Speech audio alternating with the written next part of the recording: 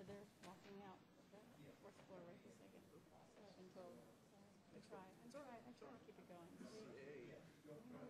Members are busy people. To see Mr. Mathis in here.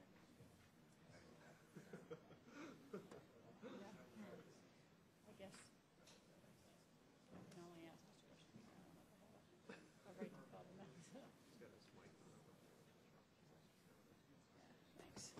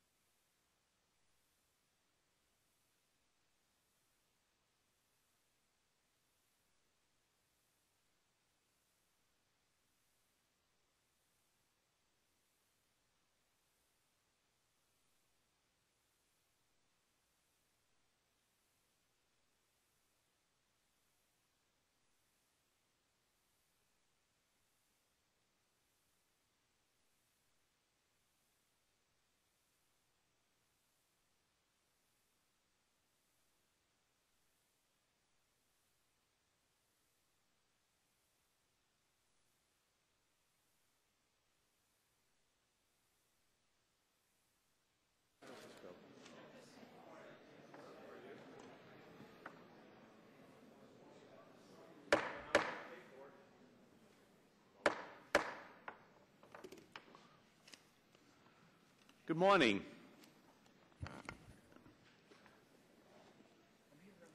A few hours from now,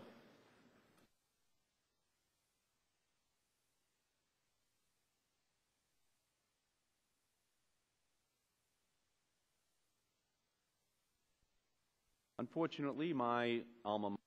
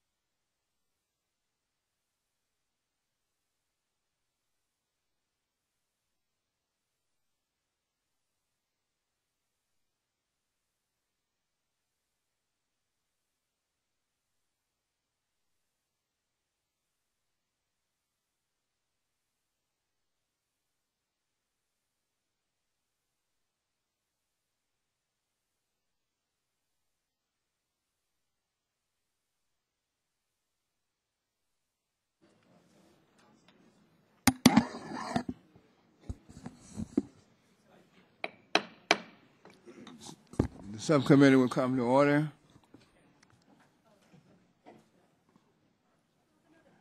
The chair wants to thank all the members and the witnesses on both panels for your participation in this hearing this morning. This subcommittee's we're here HR 1796, the Residential Carbon Monoxide Poisoning Prevention Act, and also H.R. 4805, the Formaldehyde Standards of Composite Wood Products Act. The chair recognizes himself for 5 minutes for the purposes of an opening statement.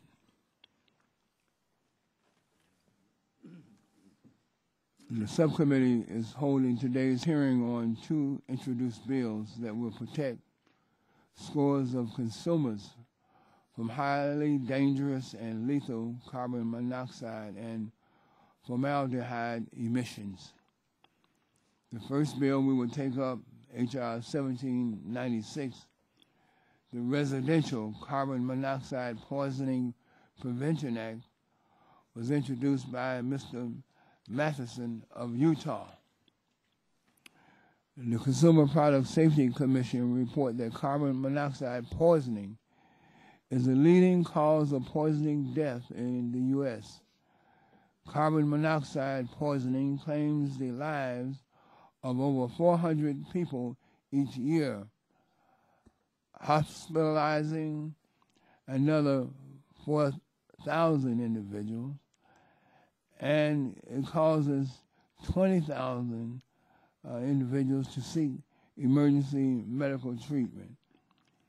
H.R. 1796 will amend the Consumer Product Safety Act to require that residential carbon monoxide detectors meet current voluntary safety standards. Warning labels will have to be placed on the portable generators advising consumers that they should not be used inside residential and dwelling units. And H.R. 1796 will authorize the Consumer Product Safety Commission to establish a grant program to assist the states in training fire code enforcement officials and educating the public about carbon monoxide risks and the proper use of carbon monoxide detectors. Through these simple actions, H.R. 1796 will enable consumers to better protect themselves against carbon monoxide exposure and poisoning. And I want to take this time to commend Mr. Matheson for his tireless work to prevent these outcomes, many of which are avoidable. And I look forward to hearing from our first panel of witnesses and our ensuing discussion on this important bill and this important matter. The second bill before us is H.R. 4805, the Formaldehyde Standards of Composite Wood Products Act. This legislation will achieve 2 very important goals: protecting American consumers and protecting American jobs.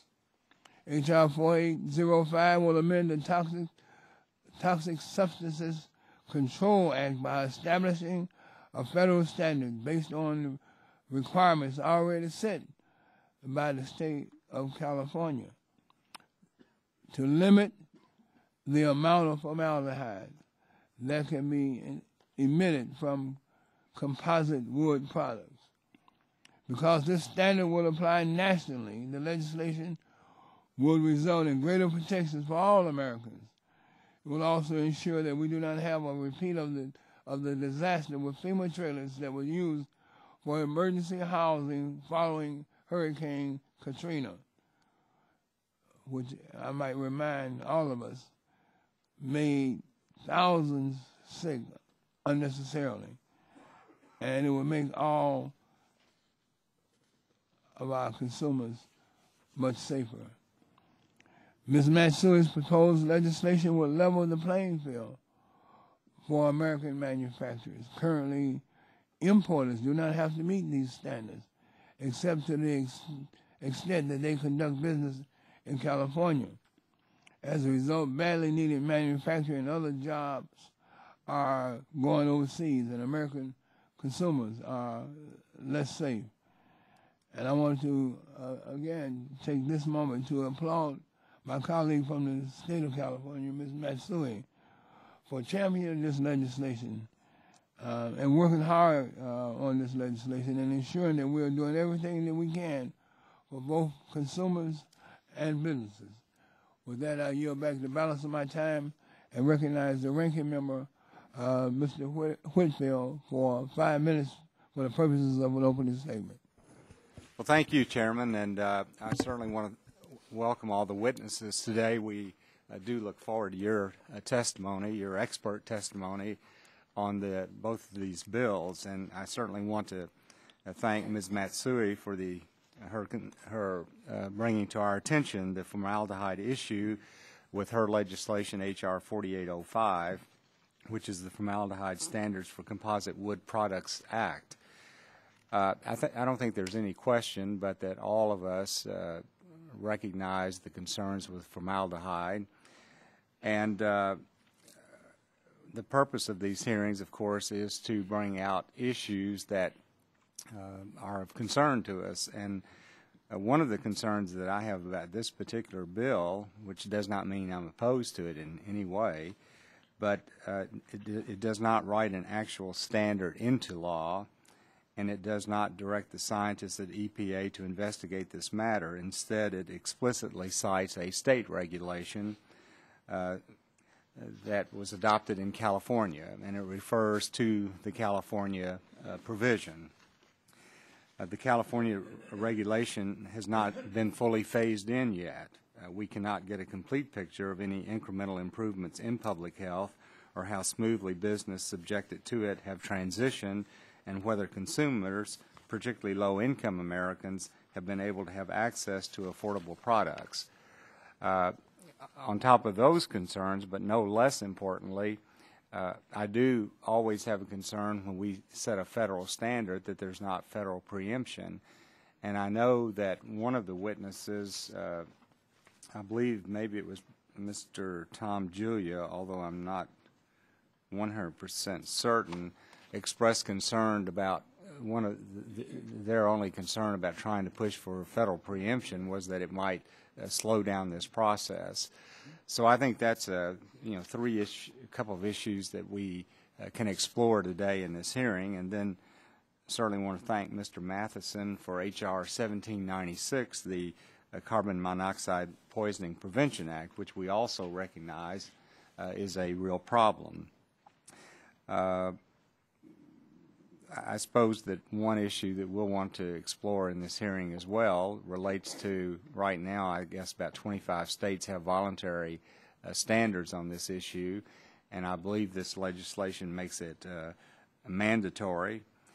And it's my understanding that the Consumer Products Safety Act, that the Commission can invoke a mandatory standard, but it has to be under certain conditions, and whether or not those are met in this situation, I'm not sure. One other concern that I have, particularly with our current financial situation in America with a $14 trillion debt, is starting a new grant program, and I don't remember precisely how much money is authorized for this per year, but my recollection was maybe it's a couple of million a year. But those are issues that you all are going to help us address, and so I want to thank you for being here, and Mr. Chairman, we look forward to their testimony today. The chair now recognizes the gentleman from Utah, the author of the bill that's currently under consideration, Mr. Matheson, for 2 minutes for the purposes of opening statement. Well, thank you, Mr. Chairman, and thank you for holding this hearing. I do look forward to hearing from the witnesses and looking forward to hearing from my colleagues, because that's the purpose of these legislative hearings, is we try to look to work together to build more consensus. And I'm certainly not wedded to the specific text of the initial draft of the bill. I think that's why we're here today, is to learn and improve on that. To deal with what I think is a really important issue, we have roughly over 500 deaths a year in the United States from carbon monoxide poisoning. An additional 15,000 people are hospitalized due to this. If there are efforts we can make that are prudent to create greater awareness and prevention, I think that's a worthy cause to take up. And so I'm glad that this subcommittee has scheduled this hearing on this legislation. Just real quickly, there are three basic components to the bill. It codifies current voluntary standards for carbon monoxide detectors into law. It mandates labeling standards for portable generators and establishes a grant program for states that want to raise awareness and provide carbon monoxide detectors. Again, Mr. Chairman, I do appreciate you calling this hearing. I hope it's a productive hearing for all of us, and we can look to improve on this legislation as we move forward. I'll yield back my time. The chair thanks the gentleman. The chair now recognizes Dr. Gimri for 2 minutes for the purposes of the opening statement. Mr. Chairman, I thank you, and I'd like to ask unanimous consent to submit my prepared remarks for the record. So ordered. I want to spend my 2 minutes, Mr. Chairman, relating something anecdotally, and I hope you'll bear with me. It was 53 years ago that I was a 14-year-old kid, and my mom and dad owned a small mom-and-pop motel at the state line between South Carolina and Georgia. And in Georgia, it was permitted to drink at age 21, but in South Carolina, it was permitted to drink at age 18. So a lot of the soldiers at Fort Gordon would come across the river on the weekends and stay at our motel for a couple of nights for relaxation, and yes, of course, to go across the street and drink a little beer. On a cold March night, on a Saturday night, we had 3 soldiers in one of the motel rooms. Sunday morning, my mom and my 2 brothers and I, all Catholic, went to Mass, and when we came back to the motel, we were shocked to see Army hearses in the parking lot from Fort Gordon, Georgia. And what had happened is those 3 soldiers in that motel room died from carbon monoxide poisoning that night because of a faulty heater. My dad has been dead for a long time. I wish he were alive today so he could know about Mr. Matheson's bill and be here and listen to what we discussed today, because he never got over that emotionally. It wasn't his fault, but of course, as I say, he felt to blame for the death of these 2 18-year-old and I believe 1 19-year-old soldiers from carbon monoxide poisoning. Their bodies were found right next to the door trying to get out of that motel room. They almost made it, but not quite. So I have a very strong feeling about this, and I told my staff that instead of reading the great written remarks he had prepared, that this really means a lot to me, and it all comes back. It's like it happened yesterday. So this is serious business, and I really commend Mr. Matheson, and I commend my good friend Ms. Matsui as well. I look forward to the testimony from the witnesses and discussion from my colleagues. And, Mr. Chairman, with that, I'll yield back. The chair now recognizes the gentlelady from California, Ms. Matsui, for 2 minutes for the purposes of opening statements. Thank you, Mr. Chairman, and thank you very much for calling today's hearing. I'd also like to thank the panelists for appearing before us today, and I look forward to hearing your views. The legislative proposals being discussed will help industry achieve consistent standards of compliance, create jobs, protect public health, boost consumer confidence, and reduce harmful emissions. It is for these reasons that Congressman Matheson is to be applauded for sponsoring H.R. 1796, which will require the United States Consumer Product Safety Commission to enforce stronger standards to protect people nationwide against the deadly dangers of carbon monoxide. As we continue to discuss ways in which certain products impact American consumers, it is critical that the federal government adopts approaches that are stimulative, effective, innovative, and efficient.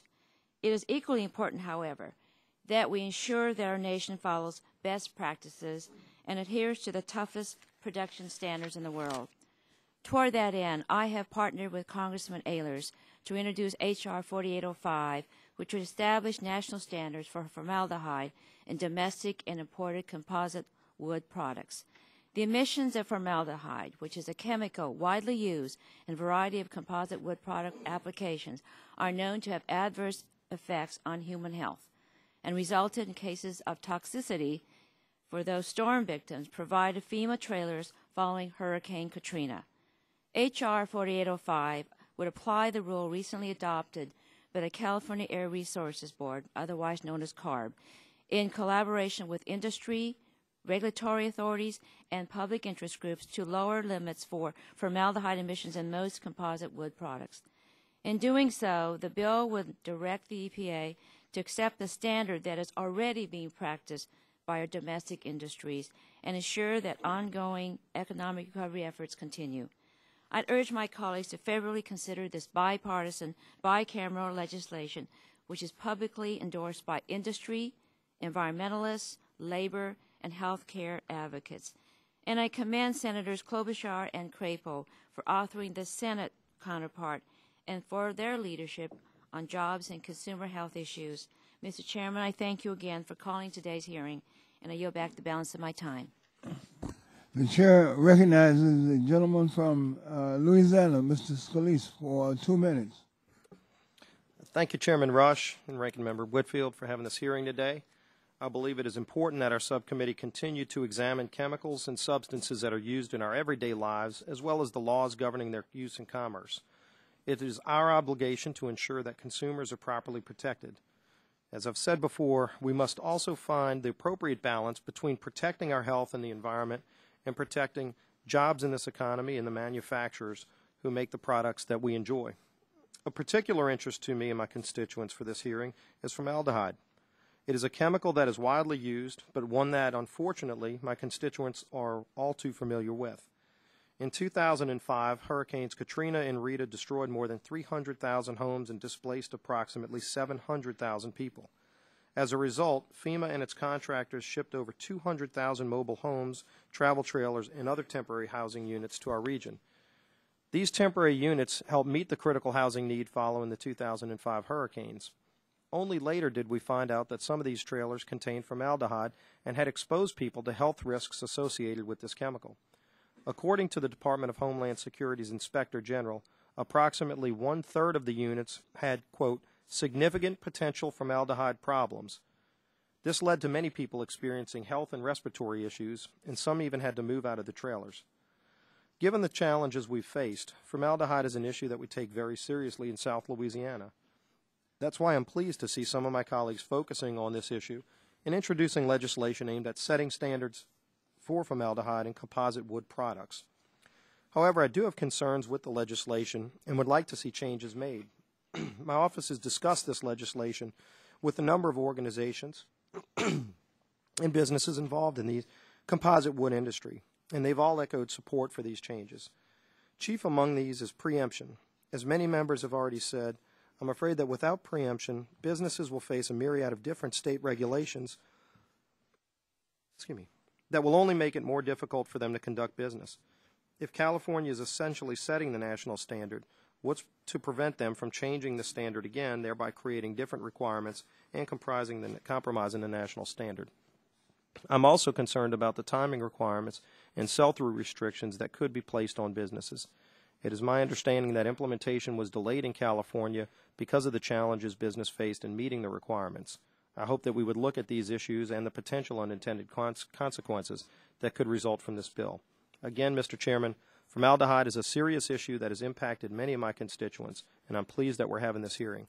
I do hope that we'll fully examine the legislation and proceed carefully when debating the possibility of implementing the prescriptive requirements of one state across the nation. I look forward to hearing from our panelists on their views on H.R. 4805, particularly on whether preemption would improve the bill. I yield back. The gentlelady from Ohio, Ms. Sutton, is recognized for 2 minutes. Thank you, Chairman Rush, and thank you for holding this hearing on these two bills that are critically important moving through the subcommittee. I'm proud to be a co-sponsor of these initiatives, and I commend Mr. Matheson and Ms. Matsui for their leadership on these very important safety issues. The Residential Carbon Monoxide Poisoning Prevention Act will require all manufacturers to meet widely accepted standards for carbon monoxide detectors. And the Formaldehyde Standards for Composite Wood Act will protect the health of American families from high uses of formaldehyde in common household products like flooring, paneling, cabinets, and doors. both important objectives. Carbon monoxide poisoning is the leading cause of poisoning death in the U.S., and formaldehyde has been recognized as a carcinogen. National standards will certainly enhance safety for consumers and will level the playing field between foreign and domestic manufacturers. Currently, foreign manufacturers who use unsafe levels of harmful toxins like formaldehyde are able to undercut domestic manufacturers who put safety above profits. Every year, countless Americans are injured, sometimes fatally, by harmful products that have been manufactured abroad and imported into the United States. I recently introduced the Foreign Manufacturers Legal Accountability Act of 2010 to protect American consumers and businesses from defective products manufactured abroad. It's our job to protect American consumers. The American people expect and demand that the products that they are sold are safe for themselves and their families. When they install a carbon monoxide detector, they expect that it will warn of dangerous levels of carbon monoxide. And when they install a new countertop or paneling, they expect that the wood products are harmless. And we must ensure that that is the case regardless of where products are made. Dangerous products are dangerous products. And those who would put profit over the safety of the American people must not escape accountability simply because they manufacture unsafe products abroad and ship them to the U.S. for our use. And I yield back. The chair now recognizes the vice chairman of the subcommittee, the gentlelady from Illinois, Ms. Schakowsky, for 2 minutes. Thank you, Mr. Chairman. I am proud to be a co-sponsor of the Residential Carbon Monoxide Poisoning Prevention Act, which would establish a mandatory safety standard for all carbon monoxide detectors and requires warning labels on portable generators, a major source of carbon monoxide poisonings. I can't think of more dramatic and compelling testimony than we heard from Mr. Gingrey, from Representative Gingrey, about how important this legislation is, and I'm not going to try and elaborate on that. We do know, according to the Illinois Department of Public Health, however, that infants are even more susceptible to carbon monoxide poisoning because their hemoglobin binds with carbon monoxide better than adults do. So this is a special problem for children, and then the highest rates are among seniors because they're most likely to mistake the symptoms of carbon monoxide poisoning for the flu or general fatigue. So I'm very happy to join my colleagues in H.R. 1796. The Formaldehyde Standards for Composite Wood Products Act is another very important bill, and I would ask my colleague, Representative Matsui, to add me as a co-sponsor of the bill to establish a strong standard for emissions of formaldehyde from the covered products, which are very common in usage and in most of our homes and backyards. But I think it's important to emphasize that Congress is being forced to act on this measure because the Environmental Protection Agency hasn't been able to do so under the existing Toxic Substances Control Act, which is another reason why we will turn our attention to reforming TSCA later this year. Thank you, Mr. Chairman. The chair recognizes the gentleman from Nebraska, Mr. Terry, for 2 minutes. The chair thanks the gentleman. The chair now recognizes the gentleman from Colorado, Mr. Getz, for 2 minutes. The chair thanks the gentlelady. The chair now recognizes the gentlelady from Florida, Ms. Castor, for 2 minutes. Thank you, Chairman Rush, and good morning, everyone. It's a good day when we can come to a hearing and discuss bipartisan legislation that will put more Americans back to work and make families and communities safer. I'm supportive of both of these bills because there's no doubt they will save lives and jobs. When industry and public health can agree that new laws are in the best interest of all involved, that's very positive. However, I want to stress that these bills should be viewed as just steps in the path to where we really need to go. They don't really bring us across the finish line. Now, H.R. 1796, the carbon monoxide bill, requires that the voluntary standard for carbon monoxide alarms be made mandatory. As many of you know, the carbon monoxide, it's the leading cause of poisoning death in the U.S. Each year, so the urgency to pass this bill is particularly acute for Floridians because we're beginning to plan for hurricane season, and besides bottled water and batteries, Floridians are going out to buy generators. And when the big storms roll up through the Gulf or the Atlantic, they lose power and start their generators. And these generators, they'll put them in the garages, and the gas is colorless, odorless, and this poison can kill them while they sleep, and we've had some very sad occasions there. So we need to pass this uniform standard. This is going to protect all of us. It's a good start, but what we really need to do is pass comprehensive TSCA reform so that we don't create more loopholes with piecemeal chemicals legislation. We need to give EPA the authority to regulate harmful chemicals in many of the products that are being dumped on us from overseas. So in closing, I strongly support both of these bills and encourage my colleagues to vote for them as well. The chair thanks the gentlelady, and the chair thanks all the members who for their opening statements. It is now my privilege to welcome our panel of witnesses before this subcommittee.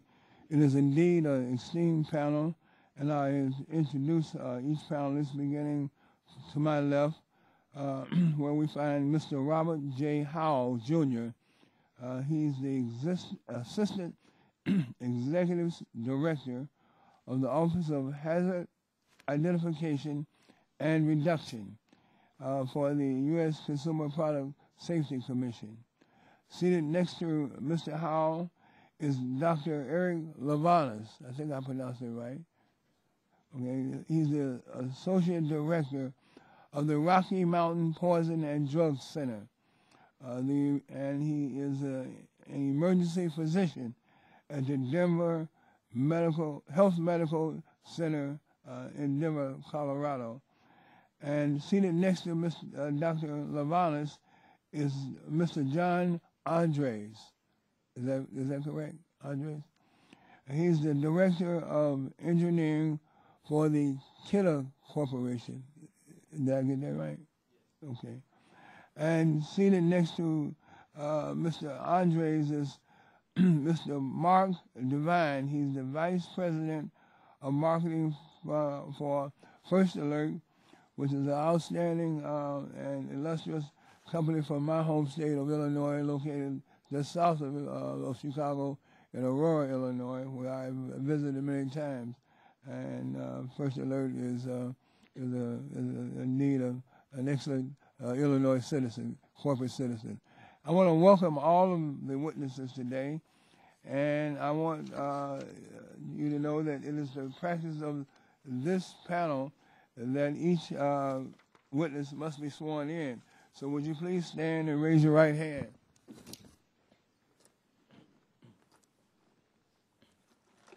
Do you solemnly swear to tell the truth, the whole truth, and nothing but the truth? Thank you. Let the record reflect that the witnesses have all answered in the affirmative. And now we will invite Mr. Howell to present his opening statements. Mr. Howell, you're recognized for 5 minutes. Good morning, Chairman Rush, Ranking Member Whitfield, and members of the Subcommittee on Commerce, Trade, and Consumer Protection. My name is Robert Howell, and I am the Assistant Executive Director for the Office of Hazard Identification and Reduction at the U.S. Consumer Product Safety Commission. I appreciate the opportunity to testify before you this morning regarding H.R. 1796, the Residential Carbon Monoxide Poisoning Prevention Act, and the overall dangers of carbon monoxide poisoning. Before I begin, I would like to note for the record that the testimony that I will give this morning is mine and reflects the views of my technical staff. The testimony has not been reviewed or approved by the Commission and may not necessarily reflect the views of the Commission. Carbon monoxide is a colorless, odorless, and poisonous gas that results from the incomplete combustion of fuels such as natural gas, gasoline, oil, coal, and other fuels. The health effects related to carbon monoxide depend upon its concentration in the blood, which in turn depends upon its concentration in air, the duration of exposure, and each individual's general health. Some symptoms of carbon monoxide poisoning may mimic common illnesses, such as influenza or colds, opening up the opportunity for an initial misdiagnosis. Patients are frequently unaware of exposures to carbon monoxide, and healthcare providers may not always consider carbon monoxide poisoning as a cause of such nonspecific symptoms. CPSC staff estimates that there were 180 unintentional non-fire carbon monoxide poisoning deaths in 2006 associated with consumer products, with 71% of these deaths occurring in homes. Gas furnaces and boilers have historically been a leading cause of carbon monoxide deaths associated with consumer products. However, portable generator-related deaths have increased more than 350% in recent years, from an average of about 16 deaths per year from 1999 through 2001 to about 75 deaths per year from 2004 through 2006.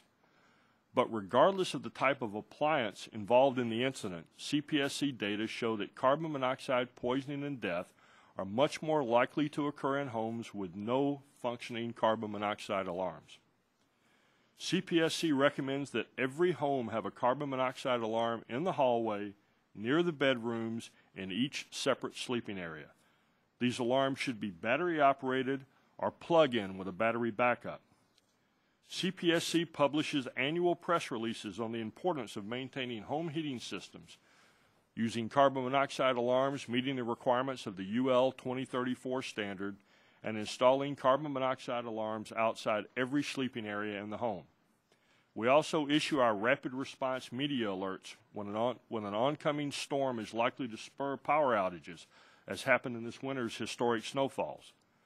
The Commission has also taken action to warn consumers of the specific danger posed by the improper operation of portable generators. In January 2007, the Commission issued a final rule making a portable generator labeling requirement mandatory on units manufactured after May 13, 2007. The Commission has also directed staff to investigate methods to address the carbon monoxide hazard associated with portable generators. CPSC staff is working expeditiously and making excellent progress to develop and demonstrate a proof of concept for technology that would lower the risk of carbon monoxide poisoning associated with portable generators.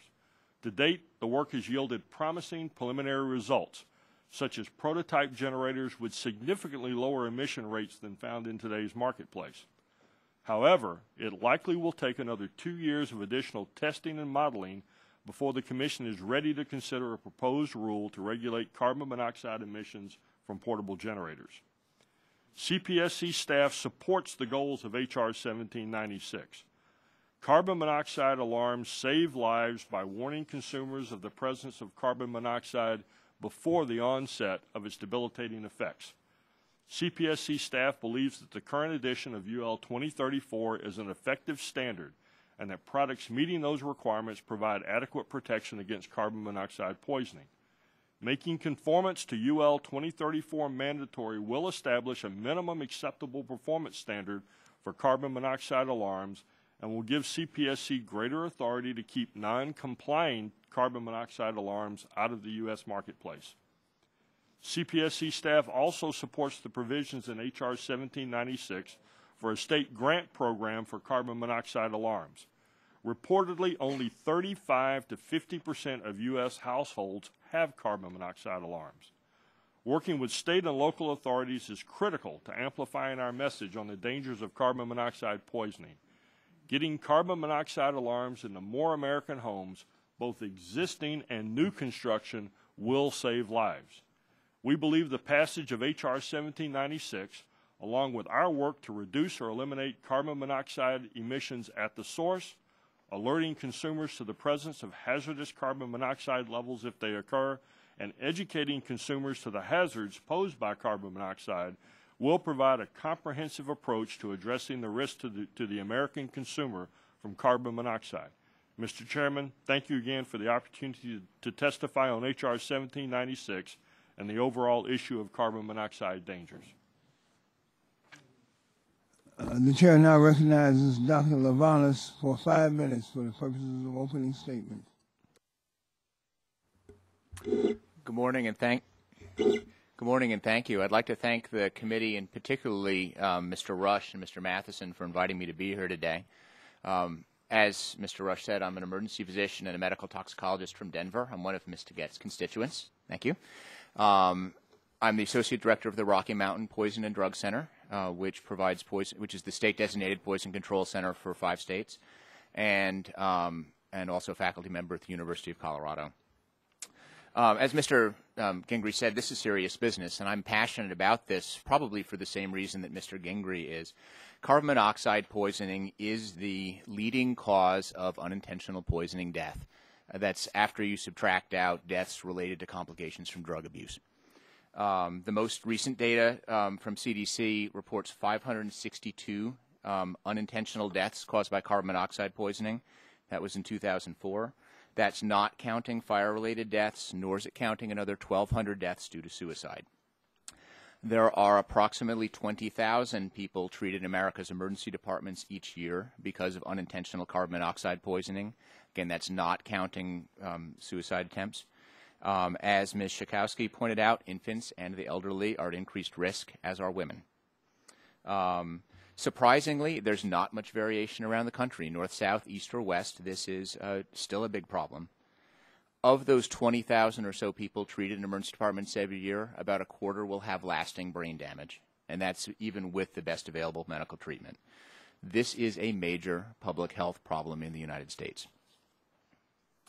So, Mr. Gingrey stole my thunder. Statistics are important, but sometimes it helps to understand 2 or 3 deaths instead of 562. In November 2008, we had an incident in the Colorado mountains in which the Lofgren family from Denver won a use of a ski house in their kids' Catholic school charity auction. I'm sorry, Presbyterian school charity auction. Unfortunately, a vent pipe in the heating system of that home had come unglued. It was apparently well installed, but some glue failed. A pipe was disconnected. Parker and Carolyn Lofgren, their 10-year-old son Owen, and their 8-year-old daughter Sophie never woke up the next morning.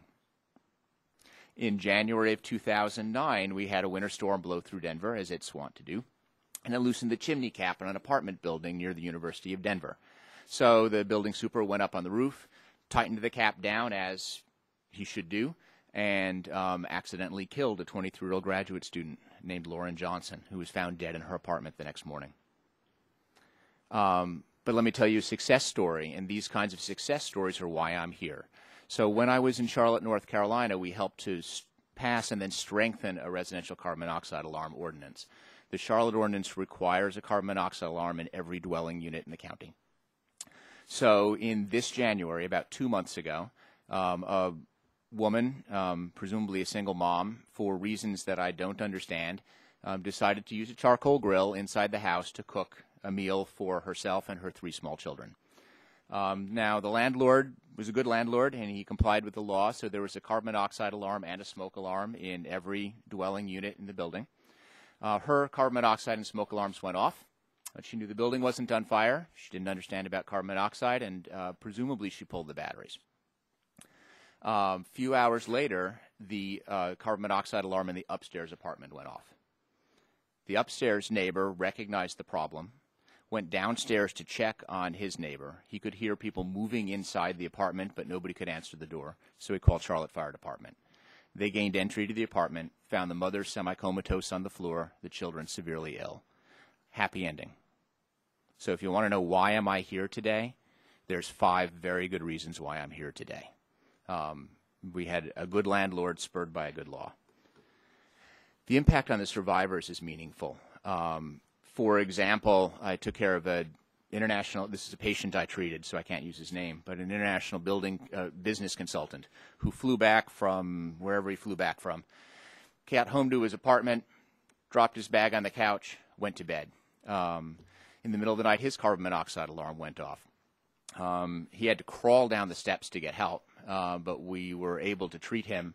He initially made what looked like a good recovery, and then subsequently developed some problems with concentration. I lost track of him after we had referred him to brain injury rehab, but he was unable to work, unable to perform his job. So, as you've heard, carbon monoxide poisoning is called the silent killer. This poison has no warning properties. You can't see it, you can't smell it, it mixes freely with air. The first signs that you are being poisoned feel like the flu: vomiting, diarrhea, achiness, fatigue, headache. Doctors miss this diagnosis a lot, sometimes with tragic results. If we're going to do something about this, we need three things: source reduction, early detection, and public education. Now, I'm sitting next to an expert from the Consumer Product Safety Commission, so it's silly for me to talk about source reduction. I'm not an engineer. Public education is important, and both CDC and CPSC are doing aggressive messaging for public education. We can always do more. But we're here today to talk about early detection, carbon monoxide alarms. Even if you could control the behavior of 303 million Americans, there are 127 million households in this country, and things break. I have had carbon monoxide leak in my own home. And my home's 2 years old. Carbon monoxide alarms are inexpensive. They're about $20, and the price keeps going down. The sensor reliability for modern alarms is very good. We tracked our false alarm rate in Charlotte and found that about 60% of the time when Charlotte Fire Department got called for CO alarm activation, they found CO in the home. As Ms. Castor said, this bill is a small step towards an important goal, and I support the goals of this bill, and would look forward to an opportunity to come back with something even more effective and impactful in the future. Thank you. Thank you. The chair now recognizes Mr. Andres for 5 minutes. Good morning. I'm John Andres, Director of Engineering for Kidder Residential and Commercial Division, located in Mebane, North Carolina. Thank you, Chairman Rush and members of the committee, for the opportunity to contribute to the discussion on the prevention of carbon monoxide poisoning in the United States. Kidder Residential and Commercial Division is part of UTC Fire and Security, a subsidiary of United Technologies Corporation. We are a proud leader in designing and manufacturing life safety residential carbon monoxide alarms and other fire safety devices, and are committed to strict compliance to industry standards. Kidder supports enactment of H. 1796, the Residential Carbon Monoxide Safety Act. The Centers for Disease Control and Prevention report each year unintentional CO poisoning kills more than 400 Americans, requires 20,000 more to seek emergency medical attention, and causes more than 4,000 hospitalizations. H. 1796 is a strong first step toward preventing these tragedies. I commend Congressman Matheson for his leadership in elevating this public health and safety issue. H. 1796 would focus much-needed federal attention and resources toward ending accidental carbon monoxide poisoning. The bill's provisions to create a grant program supporting residential CO alarm laws are especially important. However, for the purposes of today's hearing, my comments will focus on describing the carbon monoxide hazard and how CO alarms operate to provide warning, and on explaining why it is necessary to establish mandatory federal product safety standards as laid out in H. 1796. Known as the silent killer, carbon monoxide is a byproduct of incomplete combustion. Potential sources are gas-burning appliances such as a furnace, water heater, stove, and grill, as well as other fuel-burning devices like fireplaces and engines. If such devices are improperly installed or malfunction, carbon monoxide can build up inside a home. Carbon monoxide easily mixes with the air and can quickly reach dangerous levels. Because one cannot see, taste, or smell carbon monoxide, the only safe way to detect the gas is to install working carbon monoxide alarms. Kidder and fire safety experts such as the National Fire Protection Association recommend placing carbon monoxide alarms outside each bedroom and on every level of an occupied dwelling. When inhaled, carbon monoxide bonds with the blood's hemoglobin to form carboxyhemoglobin, which then deprives cells of oxygen. A CO alarm works by measuring CO concentrations over time to ensure that an alarm will sound before a person's blood level reaches 10% carboxyhemoglobin. Below this level, a normally healthy adult will not experience symptoms of CO poisoning. Two key attributes of carbon monoxide alarms are accuracy and reliability. These form the cornerstone of Underwriters Laboratories' UL Standard 2034, an independent third-party standard to which carbon monoxide alarms are voluntarily tested and listed. UL 2034 is an American National Standards Institute, or ANSI, accredited standard that combines input from medical experts, approval bodies like UL, government agencies such as the Consumer Product Safety Commission, the National Fire Protection Association, users, and manufacturers in order to create a robust standard of performance. First published in 1992, UL 2034 has gone through several revisions, each of which is based on years of field test data intended to progressively strengthen the standard. KITA supports this standard because it specifically tests the product design for electrical safety, mechanical robustness, and the accuracy of CO detection over time and in different environmental conditions. UL 2034 is continually reviewed by a standards technical panel in order to keep pace with technological advances and past lessons learned. This revision process has led to the creation of CO sensing technology that is more advanced, stable, and reliable than past generations. To date, 24 states have enacted laws requiring CO alarms in residential dwellings, and while most mandate that CO alarms meet UL 2034, there is no uniform requirement. More states will likely adopt similar legislation in order to avoid confusion among regulators, consumers, and the industry. State lawmakers need a consistent standard to define what constitutes an approved alarm. Without such a reference, conflicting regulations arise that counter one of the CPSC's objectives, which is to develop uniform safety regulations for consumer products and to minimize conflicting state and local regulations. In closing, each week we hear families whose lives have been saved through the use of carbon monoxide alarms. Having a CO alarm can make the difference between life and death. A federal standard would provide an umbrella of protection for all consumers in the U.S., as well as increase awareness and save lives. Again, I thank the committee members for their consideration of H. 1796 and for raising awareness about CO dangers. Congressman Matheson, we look forward to working with you to pass this important legislation expeditiously. Thank you for the opportunity to contribute to the discussion. Mr. Devine, recognized for 5 minutes. Yes, thank you very much, and good morning. The chairman indicated, I'm Mark Devine, Vice President of Marketing for First Alert and BRK Brands in Aurora, Illinois. I'd like to first take this opportunity to thank all of these members for bringing this important issue in front of us all today. I'd like to also thank Chairman Rush for his kind words regarding our company. We do enjoy being in Illinois with you, sir. In addition, I'd like to thank Mr. Matheson for really representing this whole event in front of us today. First Alert is a whole home safety company with a real foundation in fire safety, carbon monoxide safety, and extinguishing products. Our name is very synonymous with alarms, and like Mr. Andres, we also take pride in our quality, innovation, engineering, and our manufacturing. We're also a leader in our industry in terms of public outreach and collaboration with all the fire safety organizations. I speak for First Alert when I say that we are concerned about protecting and preserving human lives. That is the primary reason that we support in its entirety the Residential Carbon Monoxide Poisoning Prevention Act, H.R. 1796. As we understand it, this bill would require carbon monoxide alarms to be installed in residential dwellings and places where people sleep. This provides an effective way to reduce the incidence of carbon monoxide poisoning. The need for such federal regulation is strong.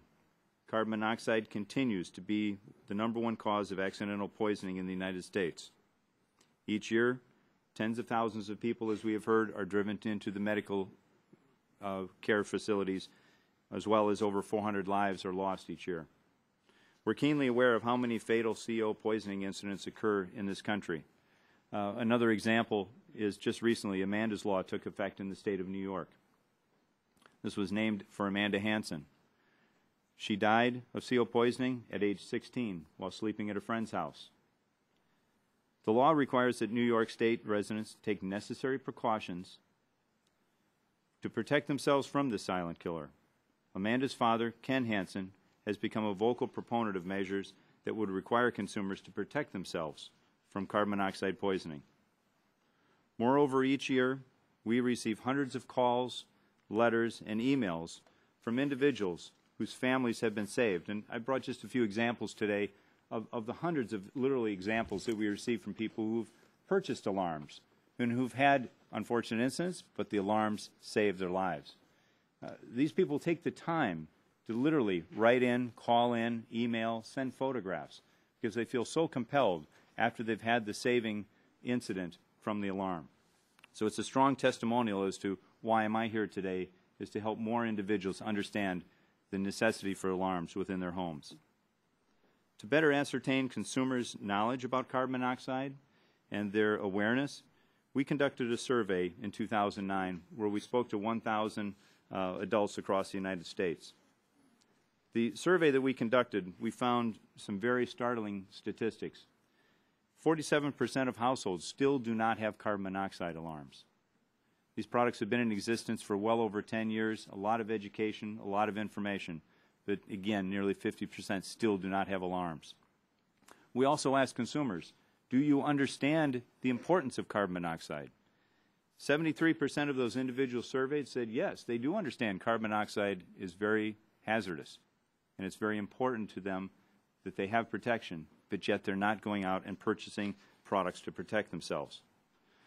We also learned that 23% of those individuals who have purchased alarms have never replaced them. These products, as we stated, have been in existence for well over 10 years. They do need to be replaced as time goes on, just like any electronic device within your home. So the message is not fully penetrating the American public at this time. With this said, we can also confidently state that education can work. In 2002, there was a study that indicated that 40% of households claimed to have a carbon monoxide alarm. But in our recent study, that number has only increased in 7 years by 9%. So there's still many homes that are unprotected. Because of the effectiveness of education, we do support earmarking grant money for additional public education efforts. We believe this will further curb the rate of accidental carbon monoxide poisoning. We greatly are encouraged by the number of states and municipalities who have enacted legislation. We also are grateful to legislators like yourselves who are now working hard to gain that federal support. Again, I want to thank all of this committee and the chairman, Mr. Rush, for allowing us today to be here to provide this testimony. The chair thanks all the witnesses, and now the chair recognizes himself for the purposes of asking questions of these witnesses. And the chair recognizes himself for 5 minutes. I'm going to begin with you, Mr. Howell. In your testimony, you state that a properly functioning carbon monoxide alarm should be installed in all residences. And currently, many states and localities require that carbon monoxide detectors be installed in homes to protect against carbon monoxide poisoning. The question, and I have actually 4 questions, I'll ask them all in consideration of the time that I have, and you can just answer them, and if anybody else want to chime in, please. The first question is, have these state and local regulations generally been effective in protecting people from harmful exposures to carbon monoxide? And are there any inconsistencies that give you concern? Should some form of these state and local requirements be adopted at the federal level? And lastly, states and localities also have regulations on fire detectors. Are there efforts being made to ensure that the 2 detectors, fire and carbon monoxide, that they work together or be combined in some way?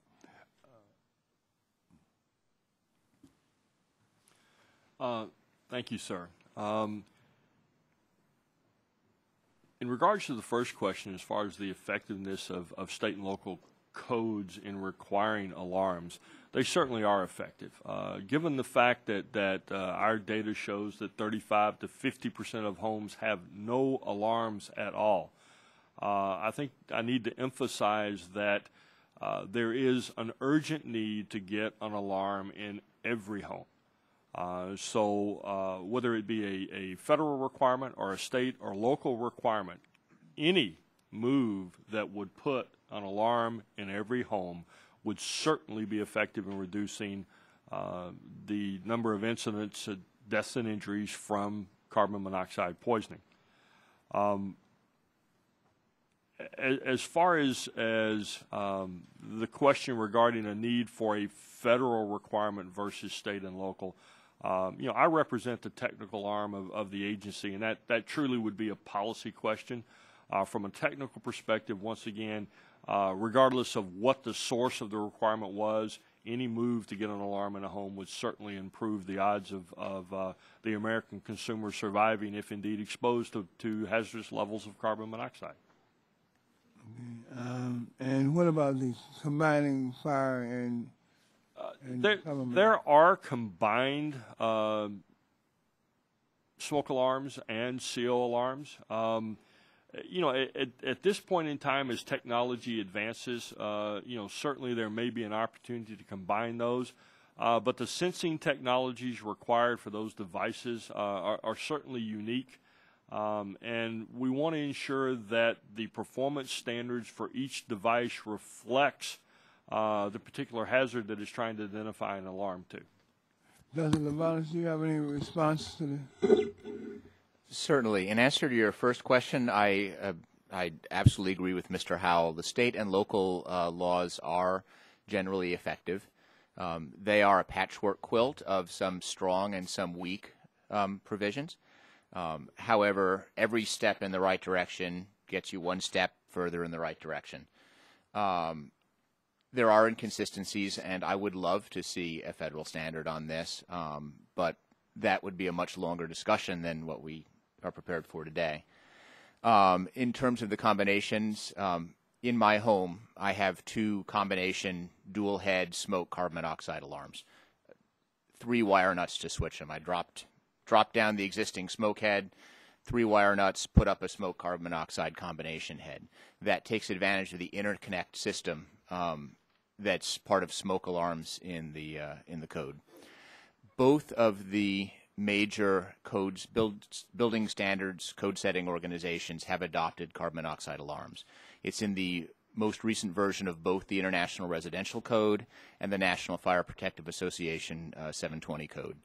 However, building codes only trigger when you build or renovate a structure. So if we're going to use building codes to solve this problem, it'll take a good 30 years. We're losing people every week. So I would love to see a strong federal initiative on this question. That's my opinion. You think? I'm going to now recognize Mr. Whitfield for 5 minutes. Well, thank you, Mr. Chairman, and thank you all very much for your testimony. Mr. Howell, I want to start off with you. A couple questions here.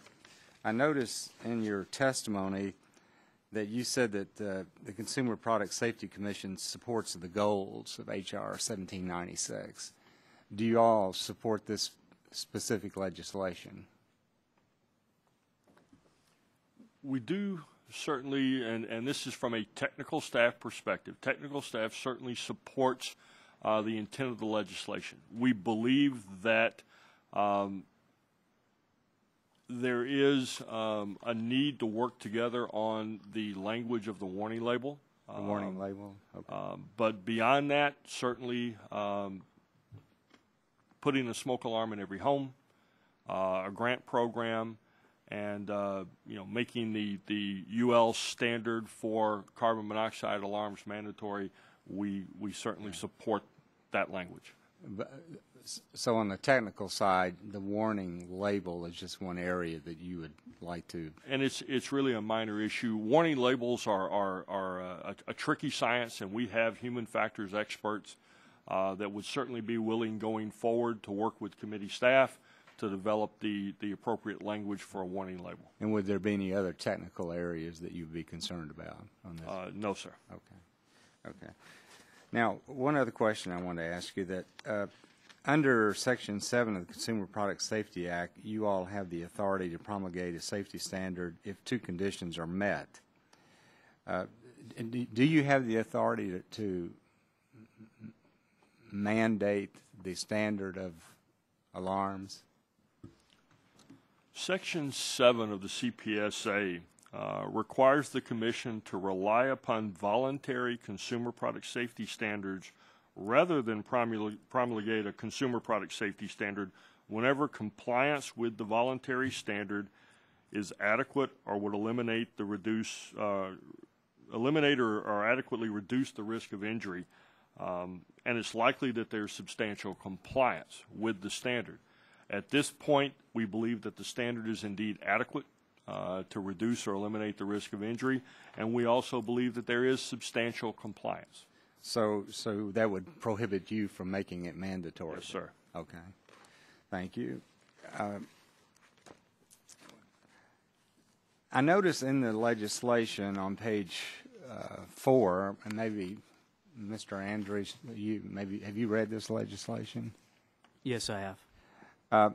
It says paragraph 2 does not apply to any carbon monoxide detector not covered by the standard as provided in section 1.4 of the standard. What is that referring to? Yeah, we actually read through that, and we were a little bit confused by some of the language in there, and I think we need to work with Mr. Matheson to look at some of the language. I think that the way that the provision's written right now, there's a lot of confusion between the term detector and alarm, and they also they use those two terms interchangeably, and technically they are actually two different devices. So I think there's some language adjustments that need to be made to clean that up, because honestly didn't really understand what they were referring to in that section. Okay. Yeah, so I think it is important that we remember that alarm and detector are two separate things, correct? That is correct. And oftentimes a different UL standard would be applicable. And on page 3, where they make this a mandatory standard, it says mandatory consumer product safety standard, the American National Standard for single and multiple station carbon monoxide alarms. The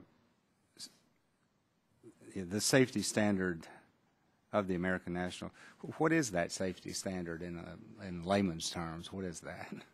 Well, UL 2034 is the standard for conformance. So, performance? It not only looks at performance, but also has requirements for design characteristics. So Underwriters Laboratories would actually accept a manufacturer's a number of their alarms, and that particular standard would be used to test the design characteristics of that. Okay.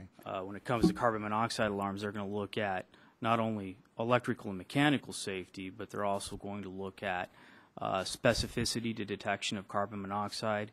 They're also going to look at the accuracy of carbon monoxide detection, which is very important.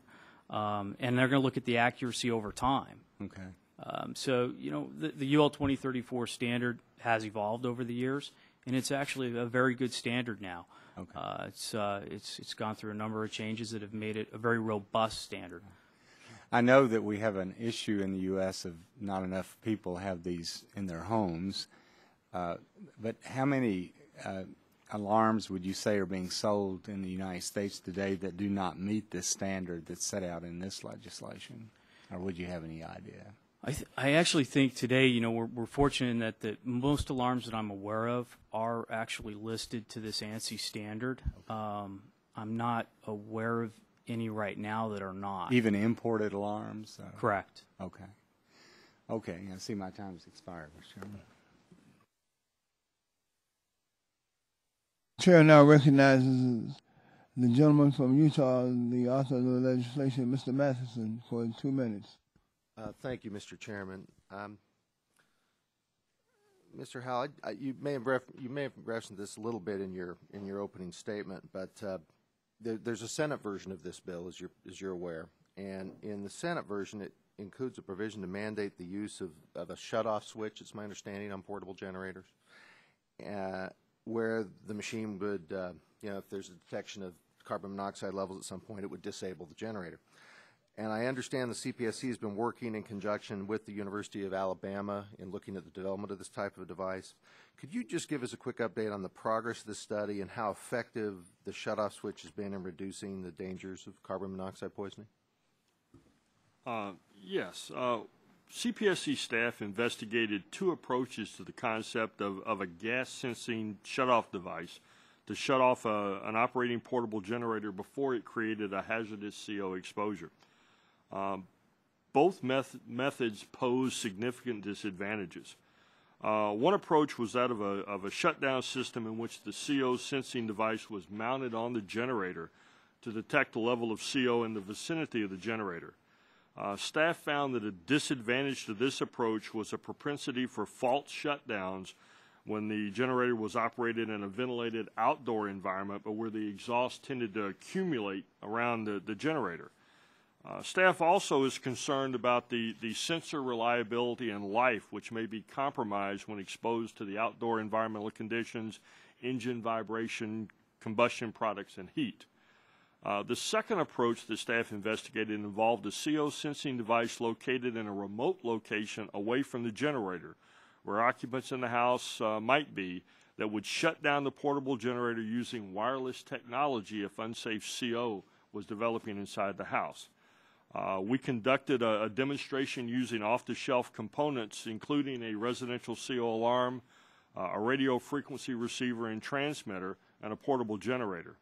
One disadvantage, and might I say a major disadvantage of this approach, was that it required the consumer to properly locate the remote sensor in the occupied area in order for it to work successfully, and therefore it could be easily defeated by the consumer. I appreciate that. Mr. Chairman, I just wanted to get the Consumer Product Safety Commission's understanding of those difficulties, because that's one of the differences between the House and Senate bill, and the reason we did not include this language in the House version was because of these concerns about how well a shutoff switch would work, and I'll yield back. The chair thanks the gentleman. The chair now recognizes for 2 minutes the gentleman from Nebraska. Very good. And Thank and you, the chair acknowledges the fact that the gentleman waived his opening statements. So if you have require an extra 2 minutes, then I appreciate you know that. about it. My questions will be short. I'm not sure about the answers, though. Let me first talk about the standards for both the detectors and the alarms. You need to help me work through why we need to have a congressional law to mandate the standard when it seems to me that that isn't really what the issue is. The issue is that too many homes don't have CO2 detectors. And which one of you said that you actually had an incident in your own homes? Was that you, Doctor? That was me, Mr. Yeah, we've had the same thing in our home. I've got 3 little kids, and we had our CO2 detector go off and found out that so there was some crack in a part of the furnace. And so I'm a big believer in having those. But making the standard that everyone seems to agree on is adequate today mandatory, I'm not sure why we need to do that. So, Mr. Howell, you're on the technical side. Explain to me why the voluntary standard that 2 of you have already said seems to be adequate needs to be made mandatory. Mr. Terry, the decision to make this standard mandatory certainly would be the prerogative of the Congress. CPSC, as I indicated, not only is not currently involved in a move to make this standard mandatory, but the CPSA actually prohibits us from making it mandatory as long as we feel like there is substantial compliance and that the standard adequately protects the American consumer. So if there was too much, if there wasn't compliance to this voluntary standard and that was inadequate, then you could make it mandatory. we could make it mandatory, or we certainly could promulgate a standard that was more stringent than the current UL. But you think that the current voluntary standard is adequate for if I buy a CO2 detector, that it's going to meet the standards? Absolutely. Okay. Having said that, if I may, making this standard mandatory would give CPSC greater authority to keep any non-complying carbon monoxide alarms out of the U.S. market should they try to enter the market. Have you found instances of non-compliant? At this point, we have not. Okay. And then the other is on the warning labels and pictograms on portable generators. I think Jim has done a good job of showing why I think we probably need to do that, but the question then is begged, why does Congress need to mandate that on you? And that would be your sorry, Mr. Howell. You get to represent the agency that has the authority. That's not a problem. As I indicated before, in 2007, CPSC actually mandated warning labels on portable generators and on the packaging, and very clearly identified the risk to the consumer and the correct behavior. Our label clearly states using a generator indoors, and this part is in bold and caps, can kill you in minutes. There are also pictograms that indicate the behavior that we wanted to discourage. It says never use inside a home or garage, even if doors and windows are open. And then it also illustrates the correct behavior. Only use outside and far away from windows, doors, and vents. The Commission, upon staff's recommendation and the development of this label by our human factors experts, felt like this was a good label and served the purpose. All right. Thank you very much. Yield back my 4 seconds. The Chair thanks the gentleman. The Chair wants to apprise the members that the staff has just informed me, or reminded me rather, that there are 5 minutes under the committee rules for questioning, 2 minutes for opening statements, and 5 minutes for questioning. And those who have gone before Mr. Matheson and he just left should, if you require more, you okay for now? All right, well, thank you very much. The Chair now recognizes this gentleman lady from California, Ms. Matsui, for 5 minutes. Thank you, Mr. Chairman. Mr. Andres, the CPSC has estimated that 180 unintentional non-fire carbon monoxide poisoning deaths occurred in 2006 and were associated with consumer products. Of these deaths, 71% took place in homes. The data also show that carbon monoxide poisoning deaths are more likely to arise in homes with no functioning alarms. To reduce deaths, CPSC has attempted to reduce carbon monoxide levels in homes by examining the limitations and detection capabilities of low-cost carbon monoxide alarms. Mr. Andrews, I want to know how industry has worked with the CPSC and other stakeholders to develop voluntary standards to improve consumer product performance. Yeah, in fact, as outlined in some of the ANSI protocols to develop a recognized standard, there's a technical committee that's formed. We refer to it as the Standards Technical Panel. And in fact, the Consumer Product Safety Commission oftentimes participates in technical discussion on the performance of carbon monoxide alarms. And I've personally attended a number of these technical panel reviews over the years. And if anybody were to look at the amendments that have been made towards UL 2034, you would see that the standard has evolved into a very robust type standard. Some of the major changes that have been made towards the standard are, number one, a requirement to demonstrate whatever sensing technology you're employing, that technology be proven to be accurate, not just accurate on day one at the time that the underwriter's laboratory's engineering is going to test the product, but certainly accurate years down the line. We have at KITA, for example, over 10 years of ongoing test data that's third-party witnessed by underwriters' laboratories. At the same time, underwriters' laboratories has imposed environmental tests so that sensing technology is proven to be accurate under high humidity extremes or low temperature extremes or high temperature extremes. The Consumer Product Safety Commission has participated in many of these technical discussions, and they've also raised issues in the past about performance of these sensing technologies, brought those into industry so that we could all discuss it, and that's led to the evolution of much better sensing technology today. I think that many of us are been made aware of, particularly some of the testimony here about some of the tragedies that occurred, and I think some of us have experienced this historic storm that we had in February, where many of us lost our power and therefore our heat sources, and once again we were reminded about the dangers of carbon monoxide. And it's unfortunate that things like that have to happen for us to be reminded of that. And that's why, you know, I look at some of the data about the deaths and injuries that might occur. Do you believe that you are at a point where you don't need the stronger regulatory law? I mean, can we reduce more deaths or risks of deaths if we have a stronger regulatory law and reduce the risk of carbon monoxide as source?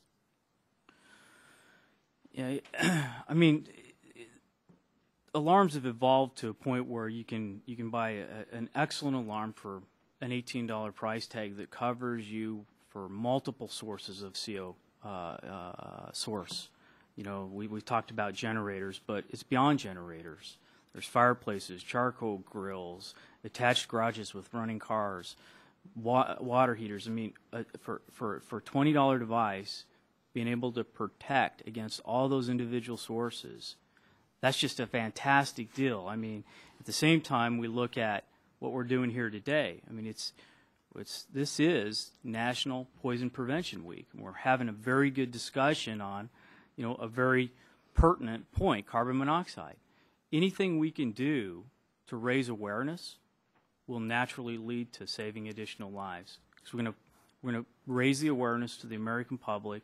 They're going to react to that, many of them, and purchase carbon monoxide alarms. What you're doing here today will help raise that awareness. And I just want to make a comment. I think that, you know, we're looking at these things sometimes in silos. We're looking at the alarms right now. But you mentioned the other aspects of it, you know, the generators and all of this that are really a greater part of it too.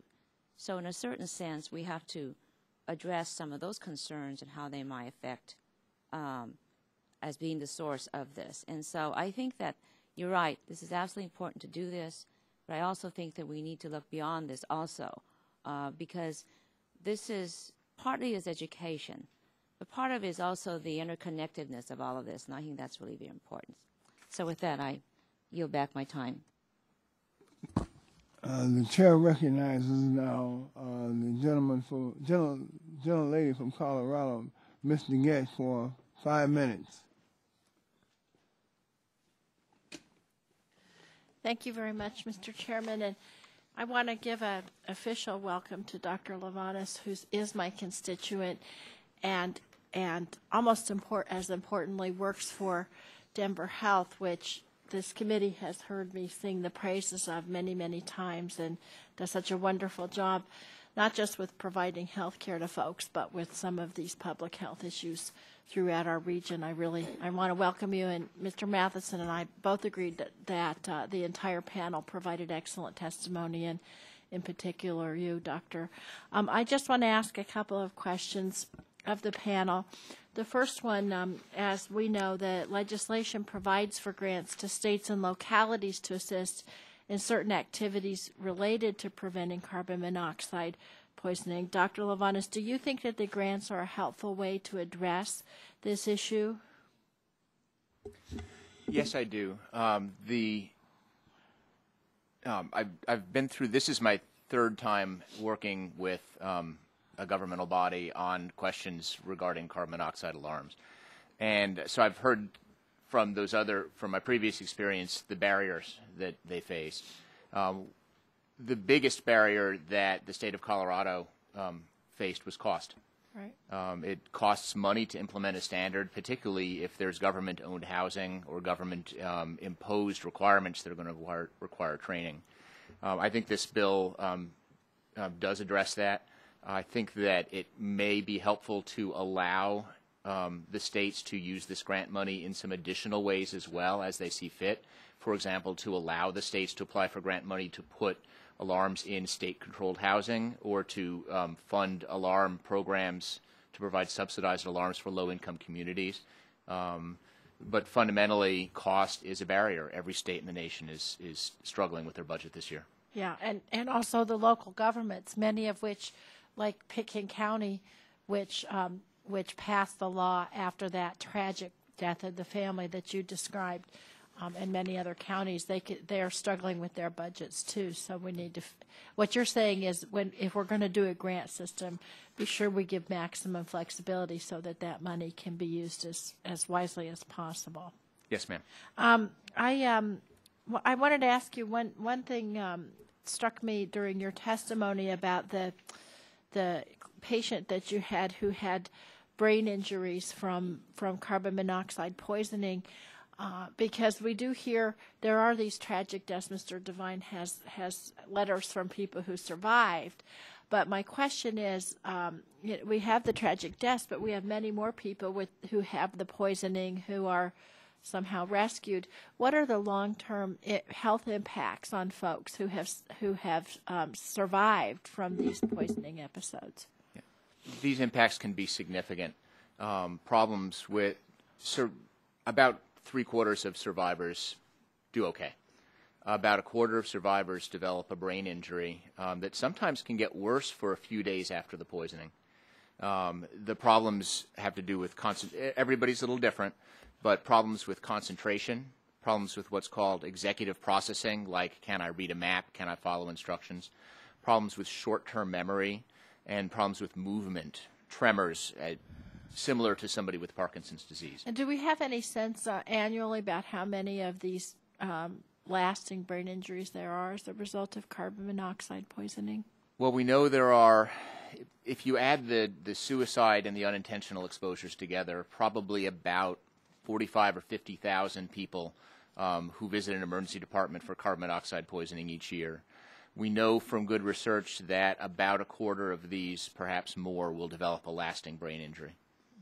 Mr. Huxell, I'm wondering if you can tell me, as you know, the bill requires the CPSC to publish the existing voluntary universal laboratories 2034 standard for carbon monoxide alarms as a federal mandatory standard.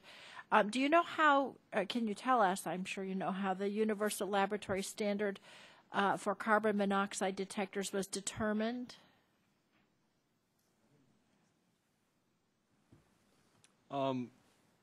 If you're asking how the standard came to be, yes. it certainly is a gathering of technical experts, industry, stakeholders, and of course CPSC is represented. Performance standards, design criteria is developed, and it's balloted and approved by technical experts that work to develop these standards. Do you think it'll sufficiently protect the public? At this point, our indications are that it is adequate to protect the public from the risk as we see it today. Okay, just one last question. What proportion of carbon monoxide alarms currently available on the market conform to that standard? I do not have an exact number, but it's our indication that there is substantial compliance with the UL 2034 Mr. Devine, standard. do you know? At this time, we really understand that all the alarms that are available at retail establishments for consumers to purchase are compliant to the UL 2034 standard. Essentially, all of the major retailers require us as manufacturers to have compliance to this standard today. Thank you. Thank you very much, Mr. Chairman. The chair thanks the gentlelady.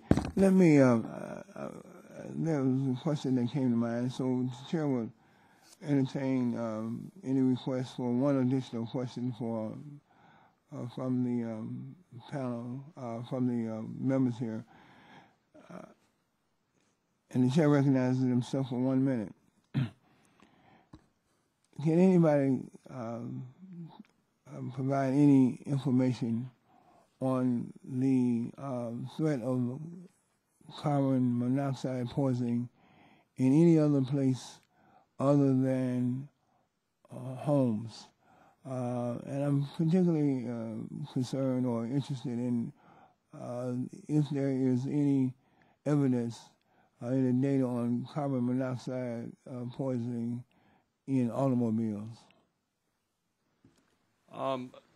Let me take the question as it began, which is any place outside of homes. CPSC actually has recorded incidents of people in outdoor environments, campers, and tents where either through the use of generator or other fuel appliances that are used to either heat or cook have resulted in deaths to those from carbon monoxide poisoning. Anyone else?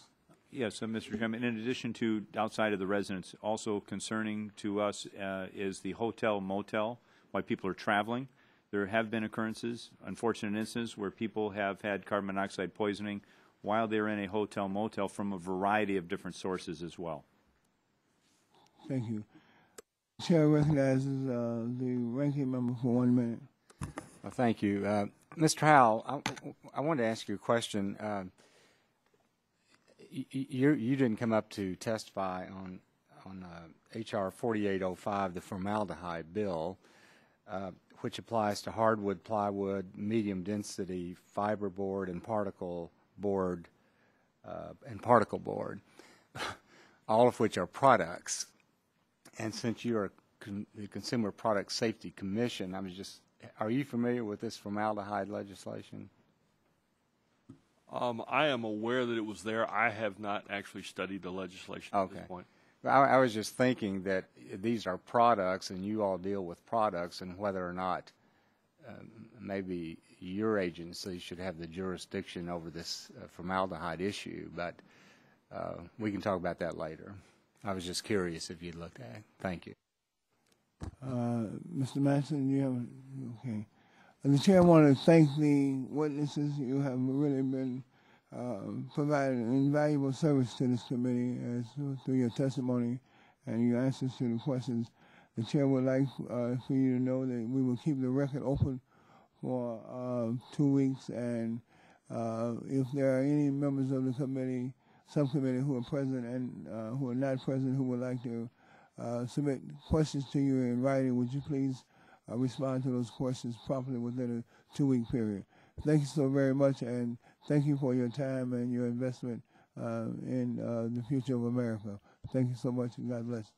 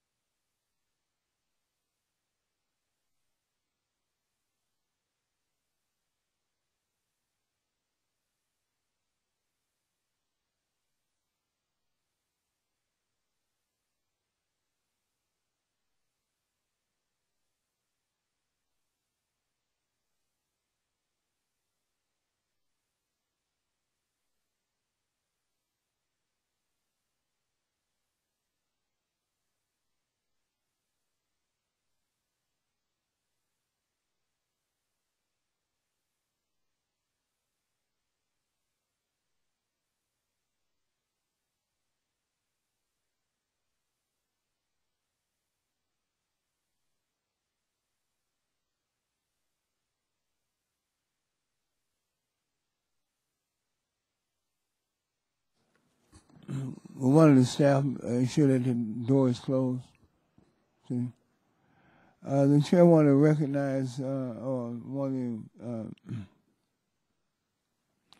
to thank the members of the second panel for their participation and in this hearing, and want to introduce the second panel for this hearing for a discussion on the other matter that's before the subcommittee, the bill introduced by Mrs. Matsui.